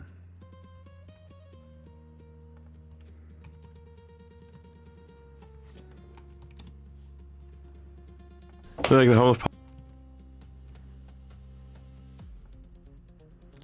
Oh, we got something for.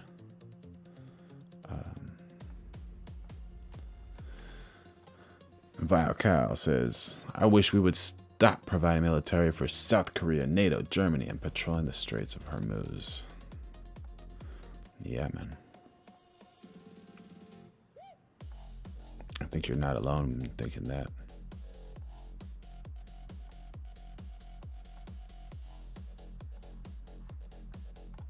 Population doubled or something. Like people don't understand like the homeless thing because it sort of preys on people's empathy, and I think we should have empathy, and we should try to help people. But the homeless industrial complex is really it's dark, man. It should be that network of NGOs should be called like the drug zombie farmers, because the more homeless people and really. Like when you meet like somebody who's like totally dead inside, shuffling along down the street with a needle dangling out of their leg. Homeless is the wrong word. Like homeless implies that somebody got a little behind in their mortgage payments, and if they just got a job offer, they'd be back on their feet. But someone who's, I mean, you see these videos of people that are just shuffling. They're on fentanyl. They're like, taking a. Common sense gets it. Dump in the middle of the streets, they got like open sores and stuff. They're not like one job offer away from getting back on their feet. Right.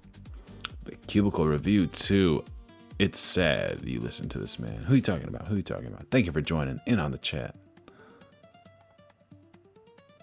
This is not a homeless issue. It's a propaganda word. Right. CKS South 6 says, they say all that's going on with the U.S. right now is to distract people from the Island E-Man files. If so, then we should have the cure to cancer soon. Actually, a lot of people saying that the medical industry has been finding cures for cancer extremely fast since that. So allegedly, a lot of those things were held and restricted to not help society. So there's going to be some cures coming very soon. Be excited for that.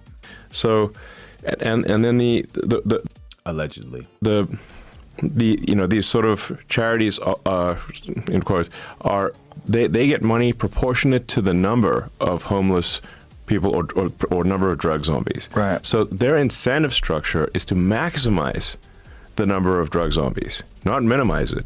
Right. That's why they don't arrest the drug dealers. Because if they arrest the drug dealers, the drug zombies leave. So they know who the drug dealers are. They don't arrest them on purpose, because otherwise the drug zombies would leave, and they would stop getting money from the state of California and from all the charities. Dude, talking about this, do you understand what's happening there? Honestly?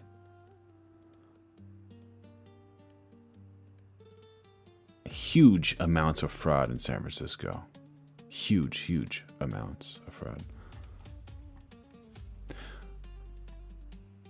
The best Goku, how you doing? Thank you for joining in on the chat.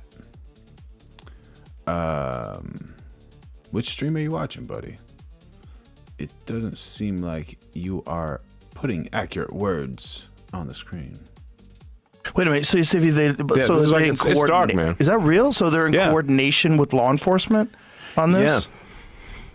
So how do they have those meetings? They're all in cahoots. Well, when you find this is a diabolical scam. And San Francisco has got this tax, this gross receipts tax, which it's not even on revenue.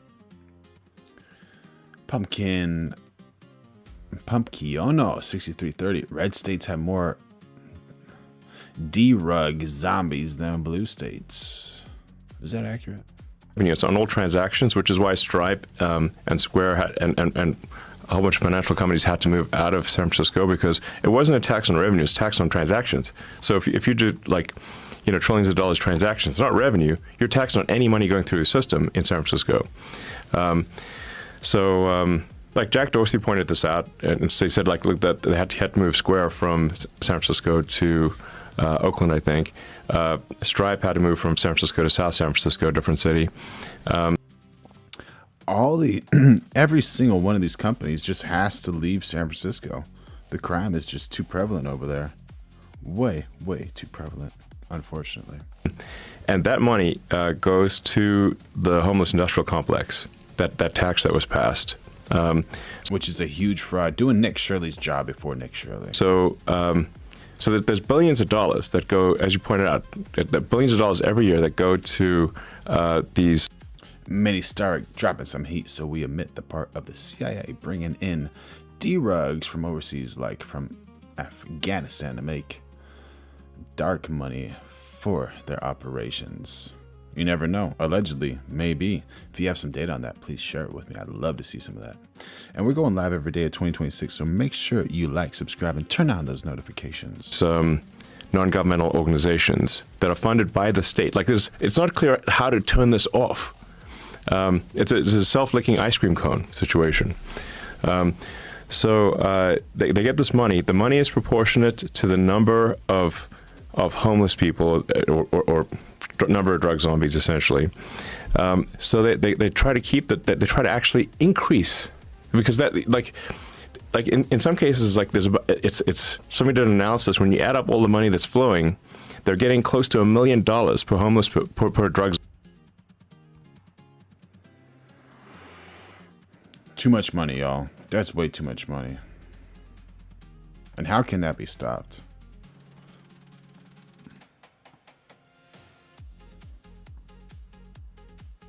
Sassy Mo, billionaires don't care about the left, right, or the middle. They have their own wicked agenda, as you can see. Wish you were wrong, wish you were wrong.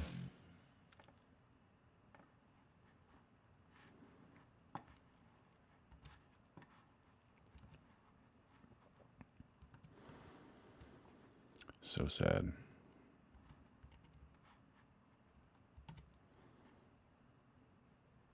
Was very passionate about just telling the truth, because the Me Too movement is problematic. I have a real investment in this. I have sons. Yeah. So I don't care what people think or need to think. I'm not voting for him be my husband. I'm not voting for him to be the president of the United States. I'm not voting for him to be my pastor. I'm telling you that he was accused of something and the media completely lied to you about the circumstances. And it should terrify you because it means that our courts are corrupted. And they are. We know that. We know our courts are corrupted. Why? Maybe through the same system of blackmail. They've got judges in their pockets. But there is, that's a part of the matrix. The court system is a part of it. And I give you credit because, you're very brave for doing that, because just like with the George Floyd documentary that you did, which was going against the grain, right? A lot of people gave you slack for that. Like, oh, why are you interviewing this, pervert? And why are you going ahead and, trying to destroy the legacy of George Floyd? So, I give you a lot of credit for because I do think that this whole Me Too situation and false accusations is very real. It matters. Athletes and professionals are constantly getting accused of stuff. I mean, we can look at what's going on with Andrew Tate, where, it's like every other month, something is getting dropped. There are a lot. Thoughts on Andrew Tate? Good man, bad man, good for society, not good for society. Mixed views, for sure, mixed views. And the CIA's deception campaign that was used to help the United States airman. Amazing. CIA's involvement in the daring rescue of the missing airman is becoming clearer. A senior U.S. official told Trey that the CIA leaked information meant to draw Iranians away from the search area. For more on this, let's bring in Fox News contributor and former CIA station chief, Dan Hoffman. Dan, we've been told that this deception campaign was designed to trick the Iranians into thinking the U.S. had this guy.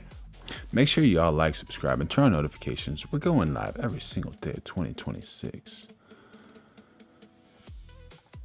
How do you do that? What does that look like? Yeah, this is like shades out of the Normandy invasion, where we would try to deceive the Iranians into thinking that we were exfiltrating him from someplace else. Reportedly, Mikey Trout has joined the chat. I travel the country, and I'm here to tell you, New York, California have more homeless than the biggest 10 or 15 red states. And that's a fact. Well said, traveling man. Thank you for adding into the chat. Happy to have you here, buddy.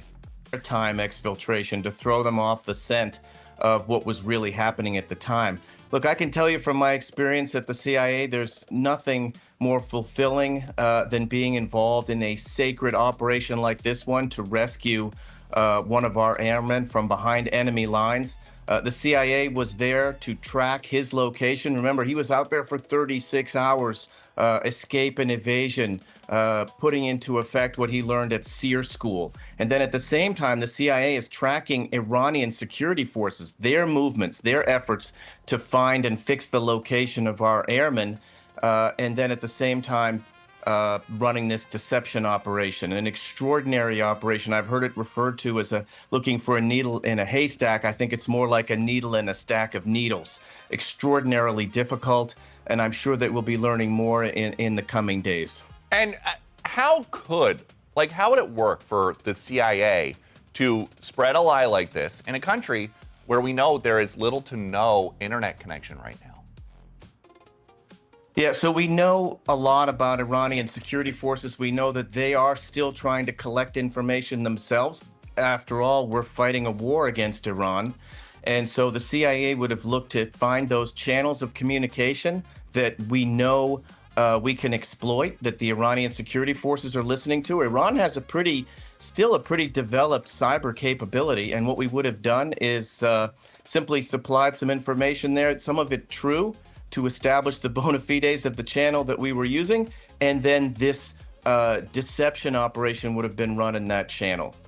And the U.S., if the U.S. can put SEAL Team 6 on the ground inside Iran to go and rescue this missing airman, how much more complicated would it be for them just to go in, small footprint, and get Iran's uranium or the stuff they're needing to build a nuke?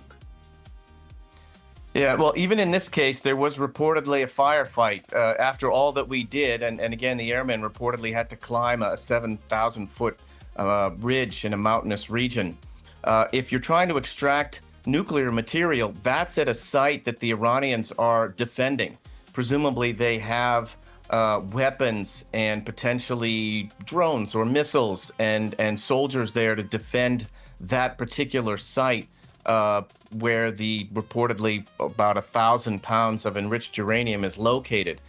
You also need specialists who could handle that material as well, extract it safely and take it out of Iran. So that's a very, very risky, challenging operation. But the one thing I learned at CIA, serving 3 years in war zones with the U.S. military, there is simply nothing that together we can't do.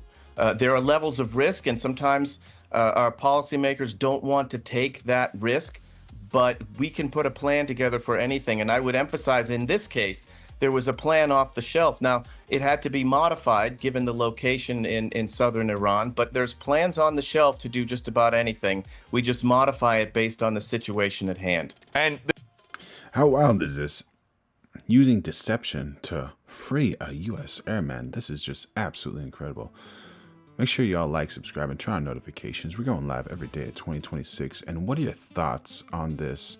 How incredible is this? This was a huge risk with a great reward. It was a race, the U.S. versus Iran for this missing airman. And thank goodness everything worked out. Dan Hoffman, thank you very much for sharing your insight. Thank you. Happy Easter, everyone. Hey, everyone. It seems like he wasn't too clear on exactly how they actually got that. It was like a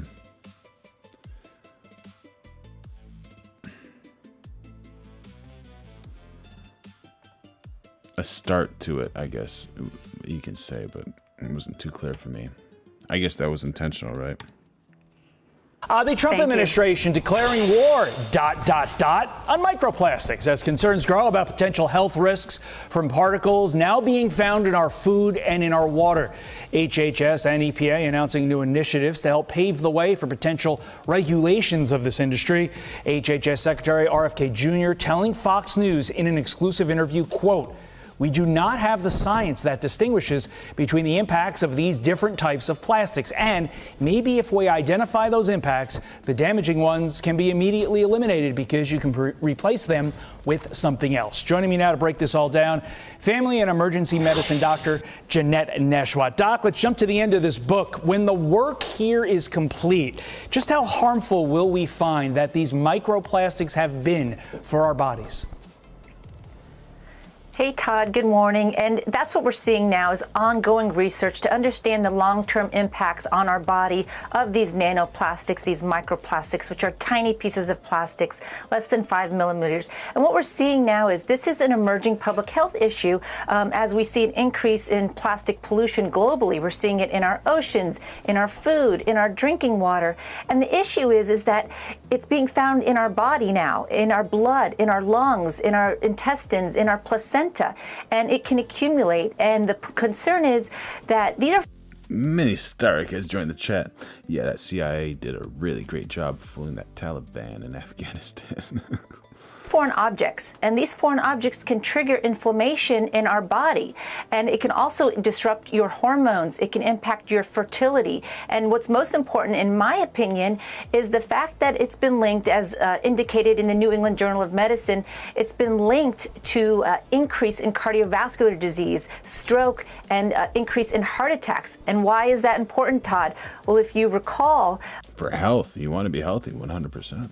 Heart disease is the #1 killer of both men and women in this country. So it's important to be aware, not to panic, but to be aware. Yeah, these things are not good for your body. They're not natural. They're not supposed to be there. So the goals for targeting these microplastics between both agencies, the EPA and the HHS, includes developing a standardized and affordable tool to detect microplastics. We got to find these things first. That's what that's saying. To study health risks, including brain and heart impacts, like you mentioned, and develop removal methods for body and also removing them from the water. So how tough is it going to be to ultimately stop this contamination when we well know, Doc, that these microplastics are literally everywhere? How do we get them out of stuff?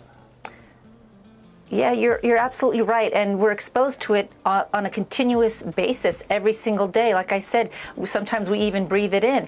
But there are some simple steps, some simple things that you can do to reduce the load of plastic in your body on a daily basis. And starting with, when possible, try to avoid plastics. Try to avoid plastic water bottles, for example. Instead, switch to using glass. Switch to using stainless steel. If possible, avoid heating up foods in plastic containers, and you also want to try to use water filtration systems when possible.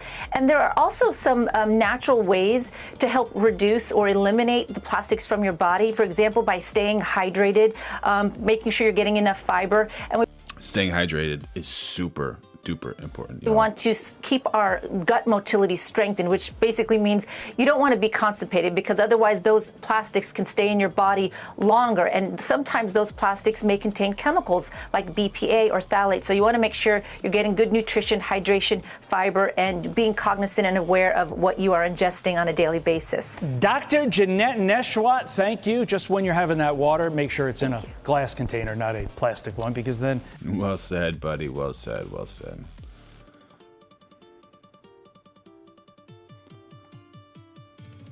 Profit trumps health all day long. Shouldn't health be higher on the priority list, honestly? Absolutely. I agree with that.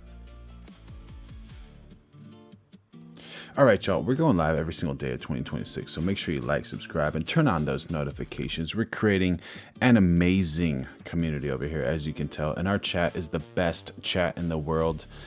And also, it seems like a few of these creators are watching the content as well, and within the chat, like we saw, some of the concepts we brought in 2 days ago are newly listed online on the YouTube algorithm. So this is definitely the place to be, and I love every single one of you. The Lord loves you, and let's see, what can we say? We should say treat hate like expired milk. Don't consume it, don't analyze it, just recognize it's gone bad. And yeah, don't give up on your dreams. Love yourself, love your family loves you. And until next time,